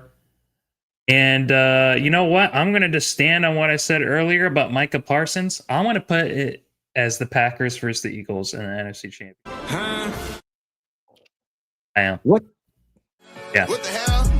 What the hell? What the hell are you talking about, Rock? All right, man. Lions and there. You a dairy guy, man. You like cheese, man. I got you, brother. Yeah. I ain't mad at you. Because you do have those exotic cheeses, too. You do like to cook with those. I understand it now, man. I get where you're coming from. It's tough. I am debating. It's 50-50, Packers or Lions, who I want to have being facing the Eagles in the NFC Championship game. But I think it's going to be one or the other. Maybe I shouldn't get swept up in the moment. Maybe I really want to see the Lions in it, man. This dude here. I'm going with the Lions. Him, man. That's why I don't trust that Bears bet, man. You all over the place, man. I am. I'm getting it's kind of crazy. Micah Parsons being a Green Bay Packer, Fizz. It's just a lot to be able to. a lot to be able to take in. So I want to see the Lions in there. That's who I want. Lions versus Eagles. So now, because the Rams was your winner, who you got now? Well, I do have Baltimore playing the Eagles in the Super Bowl. Okay. I thought you had the Rams playing Baltimore. Okay. All right. My bad. I did. But okay. now I had the Rams beating the Eagles, but now with Matt Stafford's injury, man, I don't feel confident. So no with love for Jared Goff and the Lions to bring one home, brother? Or I mean, you ain't gonna have them beating your Ravens anyway. Did you see what the Eagles did last year? I did. I don't know, man. That was last year, man. I forgot about it, but go ahead, man. And that was without the Lions having Aiden Hutchinson too. Bro, their defense. Don't get me wrong. The Commanders did their thing, but the defense for the Lions was so depleted, bro. It was bad. Like they had 21 players on IR Fizz last year. They was picking up players out the grocery stores, man. It was bad, man. Like they were still solid. Like yeah. When they lost Hutchinson, they actually went up in pass rush win rate, which is absolutely insane. That's just how good of a coach Aaron Glenn is. But now they're without Aaron Glenn. Now they're without Ben Johnson. I want to see them still continue that next man up mentality, Fizz. Yeah. There was no one that embodied that better than Dan Campbell did last year. So I absolutely love Dan Campbell. The Eagles, man, are just let's just not make it too difficult. I don't want to pick against them. So I'm picking against them. Go ahead. I could see that. So so you're going with the Vikings versus Baltimore, but we both still have Baltimore as the Super Bowl winner. Finally, Lamar gets the Super Bowl trophy. I'm gonna say this, man, because of current events, man. I'm gonna take the Vikings out. I gotta go to Cowboys, man. I gotta go ahead and do it, man. I gotta hold it down. Texas Steakhouse, not the Longhorn. We talking premium steaks, baby. We talking Ruth Chris. Oh we going Cowboys, man. I gotta do it, right? We gotta put some respect on our names. No Micah Parsons equal. So no more Vikings versus Eagles. Who do you have the Cowboys playing? Eagles or Vikings? You know what we're gonna do, Rock? Man, we're gonna play the Vikings, man. Eagles, and they're gonna fold, they're gonna crumble, man. You gotta know when to hold them, know when to fold them. Eagles will get surprised, man. I know people probably turning us off right now. They don't want to hear it. But I will say the one thing about the NFC. The bold take segment is over, Fizz. You don't have to keep being bold. One thing I'm gonna say about the NFC though, it's never the same. The AFC, you know Baltimore, you know the Chiefs, you know always the damn Chiefs, Fizz. But the NFC, bro, is always a different team finding their way through the cracks and coming in there. We thought the Rams 2 years ago was gonna be a top 3 pick because they were terrible, and then Puka Nacua will come out of nowhere, and now they in the playoffs. So I'm just saying that to say, I believe it's a new day. Philly got theirs. Good. Now it's over with. Get them up out of here. It's a new day, baby. Jerry Jones going to stand on business. He already wrote the script. You saw it on Netflix. If you believe in NFL scripts, just know ChatGPT. Matter of fact, we're going to ask ChatGPT that too, man. But the Cowboys and the Minnesota Vikings, Cowboys versus the Ravens, Rock. Let's get it, man. Alrighty. Okay. So, look, I'm sorry y'all turned us off. I'm sure y'all left, but... Travis Hunter, I think I'm Travis Hunter. What I'm talking about? My boy Rich got me a reading comments. Let's move on to the next segment, or let's get at some of these. I ain't get my Super Bowl winner though, bro. I just gave you my who playing. Oh, I thought. Why are you changing Baltimore? Ravens and the Cowboys playing, brother. I'm gonna go with the Ravens though. They can do it. I'm gonna go with the Ravens. All right, damn. All right. You got me. But let's go ahead and go to our favorite matchups of the week and our biggest upset of the week. We're gonna answer these fantasy questions and let's get up out of here, bro. So I got the schedule in front of me. I'm sure you do on your side. What's your favorite matchup? And give me a little bit from that game as to why you think it's your favorite. There's a lot of really good matchups, Fizz. I mean, we got Vikings and the Bears. We got the Lions and the Packers. Ravens and Buffalo. But that's the thing. I think if I have to sit down and watch a game and be really excited just to see, I want to see Lamar and these Baltimore Ravens. They have not been able to ever get past Buffalo, let alone. Well, no, last year, remember they played on Sunday night last year and they beat the dog crap out of the Buffalo, but it didn't do it. All I remember is the playoffs. So Lamar has played Buffalo. I'm with you. I'm just saying that they definitely can beat them. It's just, will they beat them when they count, though? Exactly. And I want to see them, be able to beat them week 1, and I want to be able to see them also beat them in the playoffs too, Fizz, because I think Lamar has played Buffalo twice, if not 3 times in the playoffs. He's lost all of them, including in both games. He's looked terrible. I know one of them he was playing hurt and had some different turnovers. Last year, people always want to pin it on Mark Andrews, and that was a terrible drop. I mean, how do you catch 12 touchdowns and then drop that one last year? But then Lamar had 2 turnovers in that game. So I want to see them come out and with authority, be able to stamp, we are the best offense in the NFL. We're going to be the best team in the NFL. We are the favorites to win the Super Bowl. Our defense is elite. I want to see them come out and just absolutely stomp the Bills like they did with Derrick Henry in the regular season last year, Fizz. That's going to be the one I'm most excited for. What about you? Man, it's going to be the Cowboys for me, brother. I'm going to say this. It is going to be the Cowboys, but I'm going to take that one away because I think people expect that from me. So I'm going to leave that one alone. We already talked on it. I'm going to go rock our favorite 2 probably offenses and teams and coaches and players, Vikings and the Bears, bro. As much as we want to see J.J. McCarthy be this, great rookie. Monday night. That's Monday Night Football. Monday Night Football, right? And I took off work Monday to make sure I don't get no excuse to miss this stuff. So I took off Sunday and Monday. So J.J. McCarthy, we want to see him do what we all believe he can do, especially with Kevin O'Connell. And we ain't got Adam Thielen. My only sad thing is my boy Addison won't be there. It's going to hurt my heart, Rock, not to see my boy number 3 out there. But the Bears, other side, Ben Johnson, another guy got something to prove. Caleb Williams.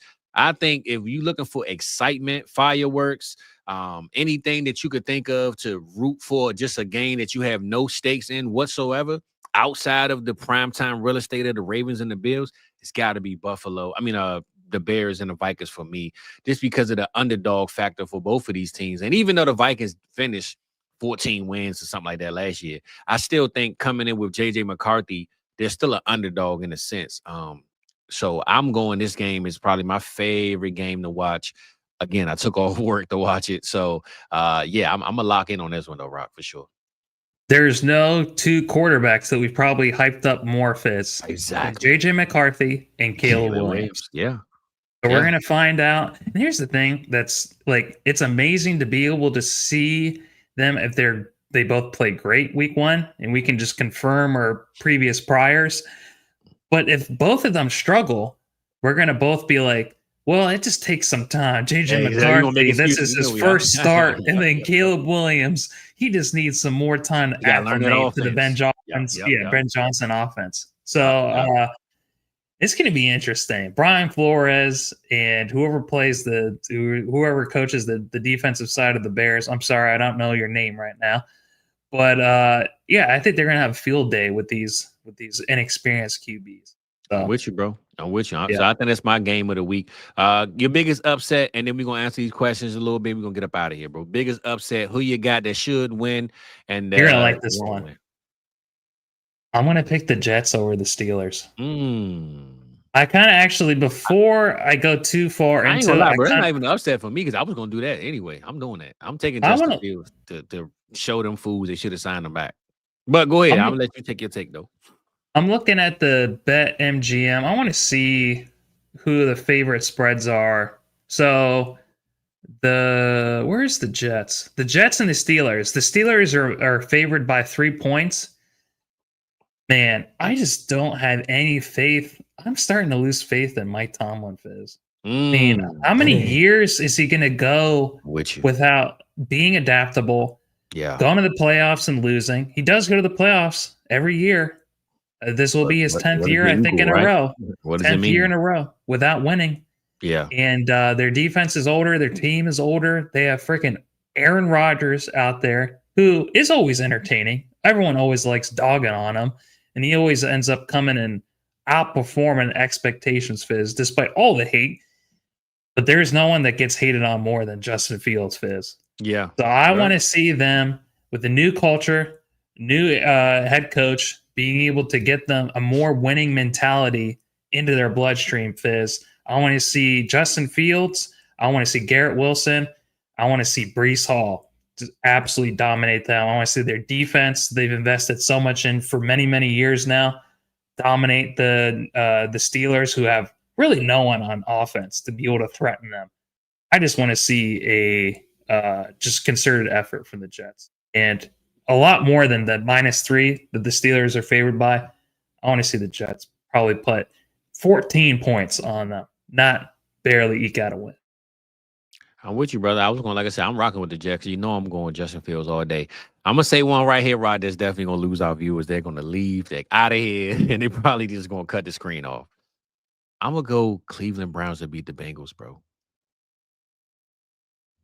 I want to look good for my my first bold take. That's for damn sure. I'm going Cleveland Browns, bro. And if I'm just saying this is upset. We're talking upsets, right? Yeah. So there's no bigger upset on this schedule than the Cleveland Browns beating anybody, let alone a high-powered offense in the Bengals. But I think with it being a division game, we know how those games go. Joe Flacco having his little offense going on, and Joku, this and the third, right? Let's just say this. They're all healthy. Last year, if we were talking last year, the offensive line, bro, was broken before the season. Like, it was just horrible, right? Mm-hmm. Starting week 1 with people being healthy, I think the Bengals, they already got in their head that they're the best offense. They paid all these players. All the hype is on the Bengals. I think the Browns are going to put them in that mud in that doghouse, and they're going to show the Tigers, man, that it's a big dog world, baby. They're going to age up the Tiger. Is that what they're going to do? They're going to show the Tigers the big dog world. I'm going with the Cleveland Browns. As a matter of fact, Rock, while we harp on that, let me look at the odds and spreads on this. So though y'all want to win some money, bet on your boy. I got them up right now. So the Bengals are favored by 5.5 points at -110. The Eagles, Cowboys, -7 at -110. I want to say, dang, this 110. That's crazy. What you on? Because I was on DraftKings. MGM. Okay, because DraftKings had the Cowboys -3, like 350. That's what I'm saying. 110. That's crazy. Yeah. But here's the other one. This is probably, I want to get your thought on this. This could be both of ours upset of the week. You were already talking shit about the Commanders. The other biggest upset would be the Giants over the Commanders. I didn't want to be a hater, so I left it alone. Can we pick together the Giants upsetting the Commanders week 1? I'm going to just say this. Together, especially if I'm betting money and I want to win some money that bet $5, triple, double my money, I'm going with the Giants, bro. And it's not because the Commanders aren't a good team. But again, Terry McLaurin hasn't practiced. He ain't did nothing all offseason. Debo is a new piece. He got to get acclimated in the offense. I'm not saying Russ is spring chicken either, but the Giants have a lot to gain and little to lose. But that defense that they just went and got. That defense that they just went and got. I'm not saying Jaden Daniels can't do his thing because I trust J-Day all day. But that defense the Giants just put together, man, is going to slow down offenses. And we know Malik Neighbors, nobody on our commander side can stop him. If we got to compare and be handshake on the upset, bro, it's definitely going to be the Giants for me. You know, it's so funny. I just fast forward into the future, Fizz, and we're watching this game, and Jaden Daniels is just dropping dimes to Terry McLaurin. And we're like, man, why did we take this shot? I will say, as runner-up, though, I like the Panthers over the Jaguars, too. But I don't know how different those teams are kind of, they're so close to each other. I know. So that's why I said runner-up. But, yeah, we can go there. I'm going Browns over the Bengals. You going who you Jets over Steelers, and we're both going Giants over Commanders. Giants over the Commanders, brother. So that's our bold takes. I know they spicy. I know they got too much damn salt on them. You probably spit them out like Idris, and when he had them damn wings. Damn. But we're gonna stand on it. We're gonna rewind it. We're gonna clip it, and we're gonna say the tape, man. So don't be afraid to call us out on it. We appreciate y'all for that take, man, for those takes. And we got a couple of questions, man. I started some up, but my boy Rich got a question that I wanted to get to, Rob. And this is something that guys like me, I love to see, but he brought it up and he said, quick question. He's in a 12-man full PPR ESPN league. First of all, brother, leave ESPN, but we're going to go ahead and keep it going. He said he's aggravated by how the app has Travis playing defense, but collecting receiver points. So he said if he was a player, if he played as receiver, I guess he would collect any points created on defense as well, and it seems unfair. And he also said, we played 2 defensive players. The most good players projected at 9 and 11 point range Travis is projected at 18 out the gate because of, playing both sides of the ball.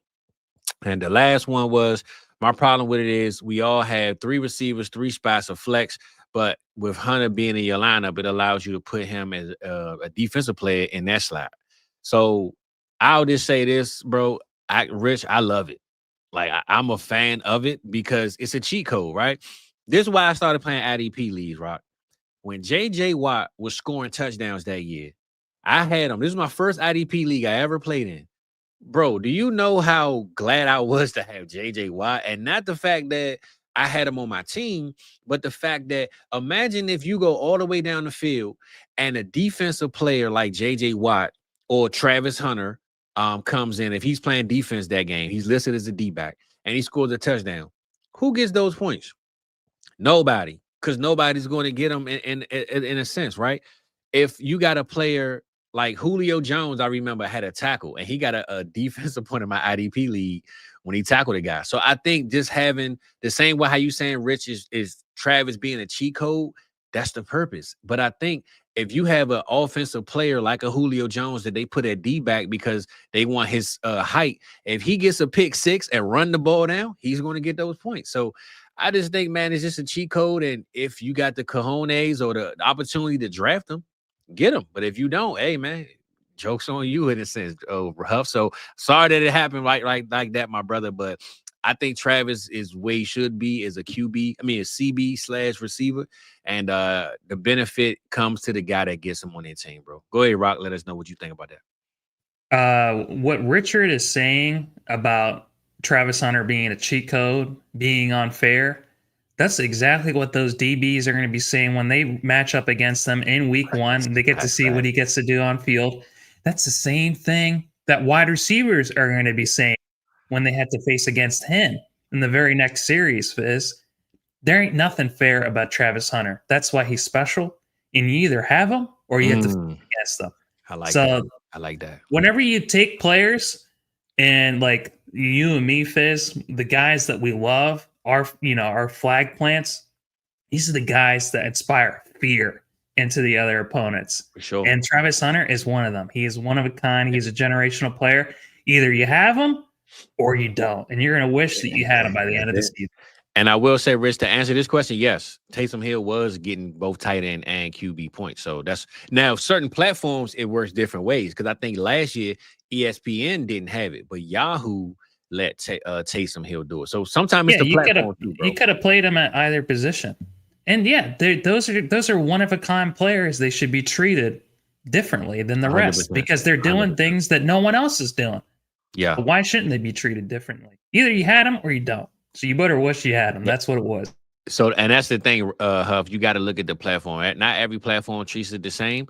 But if you have a guy like, let's just say Deion Sanders. If Deion Sanders was playing receiver on some plays, but you had him in on your IDP side because he's listed as a cornerback, and let's just say primetime go get 3 touchdowns on the offensive side, you're going to be looking like, bro, he just scored 3 touchdowns. Why I can't get them points, right? So it's the same thing with Travis, bro. If he's listed as a receiver, because all these platforms do, they list these players by how the organization lists them. So they can't put a player at a position that he's not listed as on the roster. So since Travis is listed as a cornerback/receiver, that's what he got to be listed at on the platform, brother. So unfortunately, you didn't get him, man. But next year, just know in any IDP league, and if you was listening during the summer too, Huff, just to harp on and finish, in any IDP league, the 101 pick was always Travis Hunter.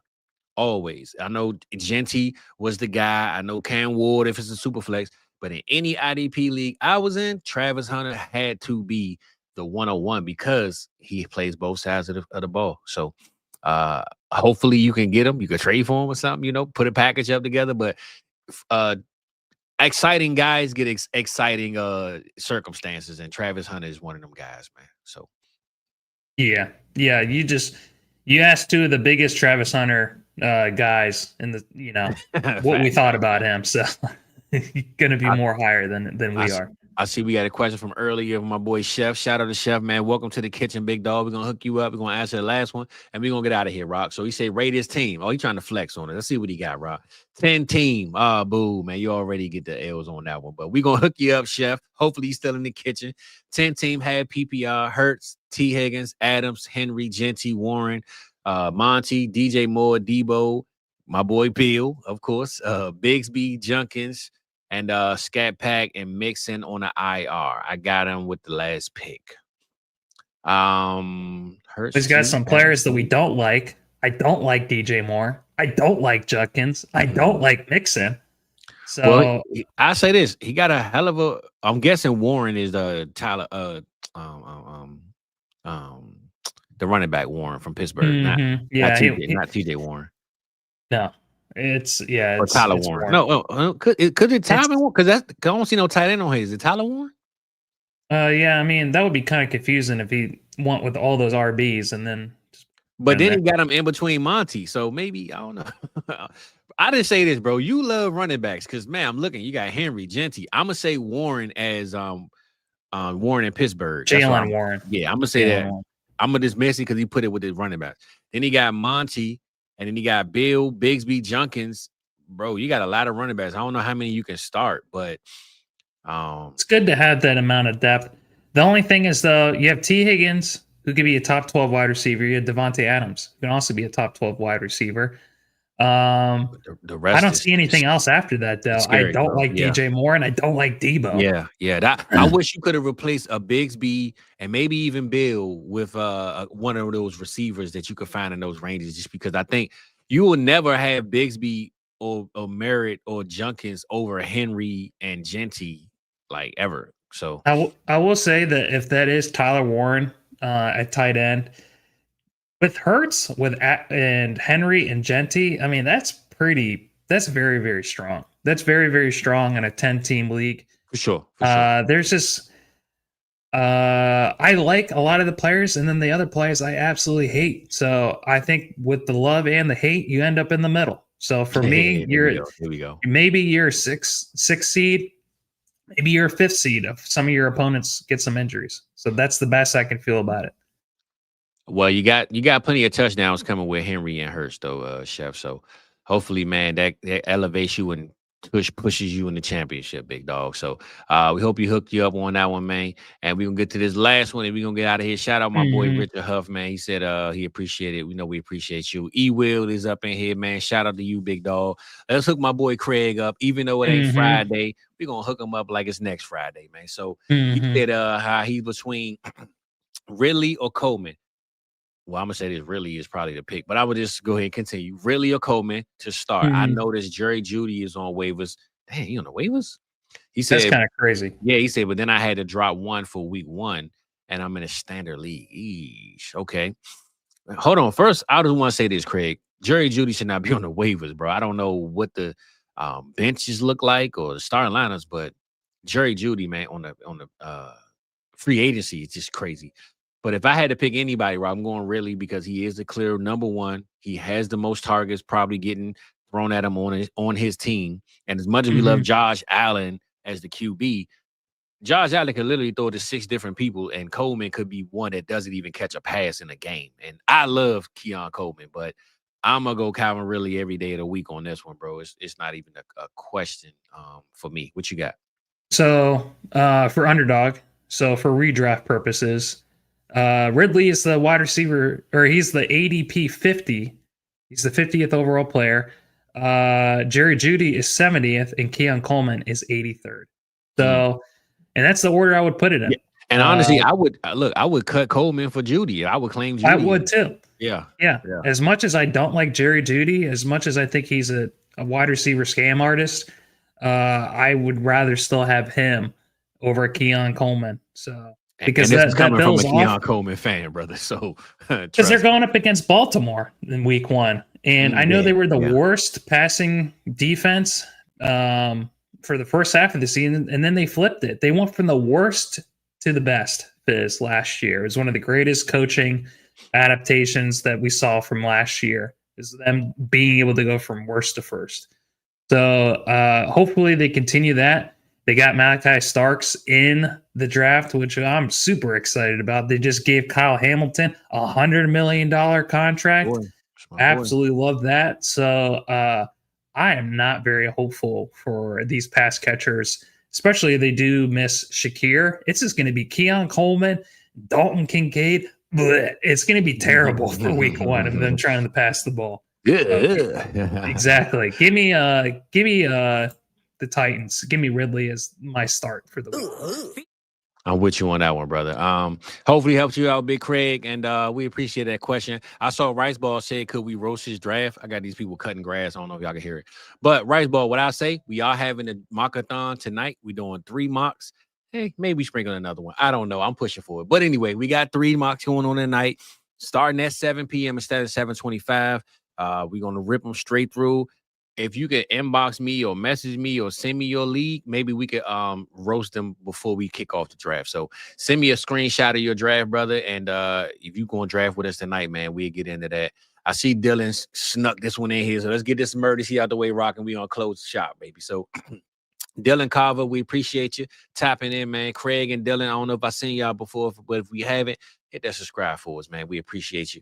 Emergency trade, Rock. He said he has Hampton, Monty Sharp as his RBs and CeeDee Lamb. So you a great guy.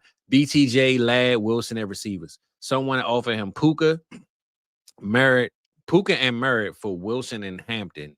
Should I do it? Trade Puka for JT, pretty much is what he's saying. Yeah. Okay. So no and no. And trade Puka. Hold on. Yeah. Okay. I got it. He's first asking if he should take on Puka and Ja'Cory Cross-Merritt from Wilson and Hampton. I would say at best that's an even trade, but I want someone that's more solidified than Ja'Cory Cross-Merritt, a 7th rounder who everyone is super hyped on being the next Isaiah Pacheco. But why would you want to take a solidified prospect in Hampton, who's one of the best RBs I think has come out in years, and trade him basically for a 7th rounder you didn't know about until 2 weeks ago? Why would you want to do that? And Puka Nacua is a top 5 wide receiver, but Garrett Wilson is still a top 12 wide receiver as well. I know he's in a rough situation. I just don't want Merritt. I don't want Merritt to be a part of that deal, Fizz. And I'm certainly not trading a top 5 wide receiver for an RB that's closer to 10 and 12 and Jonathan Taylor. Definitely not doing that. Well, I definitely wouldn't. I wouldn't do the JT thing at all, bro. And I love JT this year, but man, the damn dumpsters rolling out there. It's going down over here, Rock. But they're throwing this trade offer in the trash. That's what it is. I just say this. I think it's a little more even than what you think, Rob, because if you really have Garrett Wilson so low this year, like a lot of people do, I think Puka and for Hampton is like mostly like the closest part to this. So no, I think it's even. I just don't want Bill. Okay. Don't give me Bill. Give me anybody else. I will say yes to it. Just give me someone that's more solidified. Like, give me like a freaking. Let me see. Let's say Jordan Mason. He's a backup RB. I don't want him either. But he's in a high offense. That's what I'm saying. I mean, I'm just throwing out names, but I'm just saying I think Puka, let's just say this. Puka for Garrett and Hampton isn't a bad offer either, bro. I think that's a little bit more than that. Okay. All right. So that's what I'm trying to see where you at. Just because of how good Hampton is going to be this year. Give me like everyone's been hating on Caleb Johnson. You think you can't get him? He's a backup too. I'm taking Jordan Mason over him. He's not a real backup. I know they're talking about Jalen Warren, but man, Jalen Warren is not going to be the starting RB. You seen how small he is? They ain't going to be able to give him all the touches. It's going to be Jordan Caleb Mason Johnson. Might not be the backup all year either, bro. Him and Aaron Jones might be 50-50 like Tyler Warren. I'm like Jalen Warren and Kyle. I don't hate it. Minnesota offense over the Pittsburgh Steelers offense. That's all I'm saying, bro. All right, I don't hate it. I definitely like Jordan Mason over Ja'Cory Cross-Merritt. I will say that. That's all I'm saying. Yeah, someone in that range of Caleb Johnson, Isaiah Pacheco, Aaron Jones. If you're trying to stay young, yeah. But he didn't say if this was Dynasty though. He just said trade, so it could be redraft. I would take Tyrone Tracy over Ja'Cory Cross-Merritt. Bold take, baby. All right. Well, big Dylan, man. Hopefully, we hooked you up, Playboy.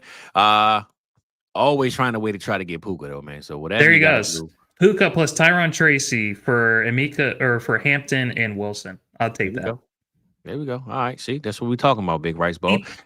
Keep Puka. Do not trade him for JT. Nah, that's facts, baby. That's the facts. Rice ball, you can hit me up, man, on my sleeper account, bro. I think we already messaged before. And if we haven't, it's at Fizzle Dollars, my name right there. Hit me up on sleeper, send a screenshot, and we'll try to bring that up tonight before we draft.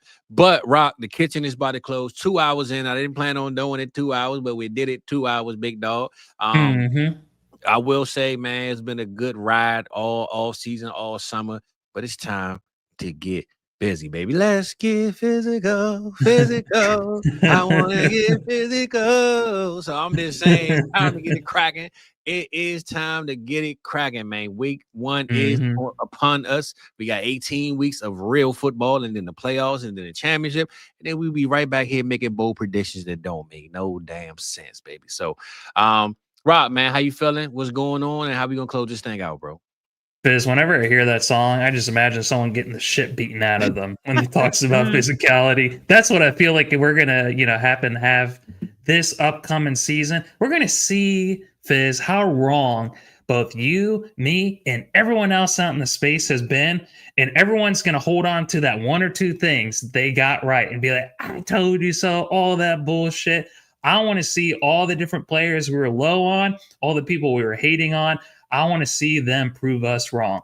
I want to see Shador Sanders start for the Browns for at least half the season. Get out of the way, Dylan Gabriel. I want to see those types of things, Fizz. So I'm excited for this season.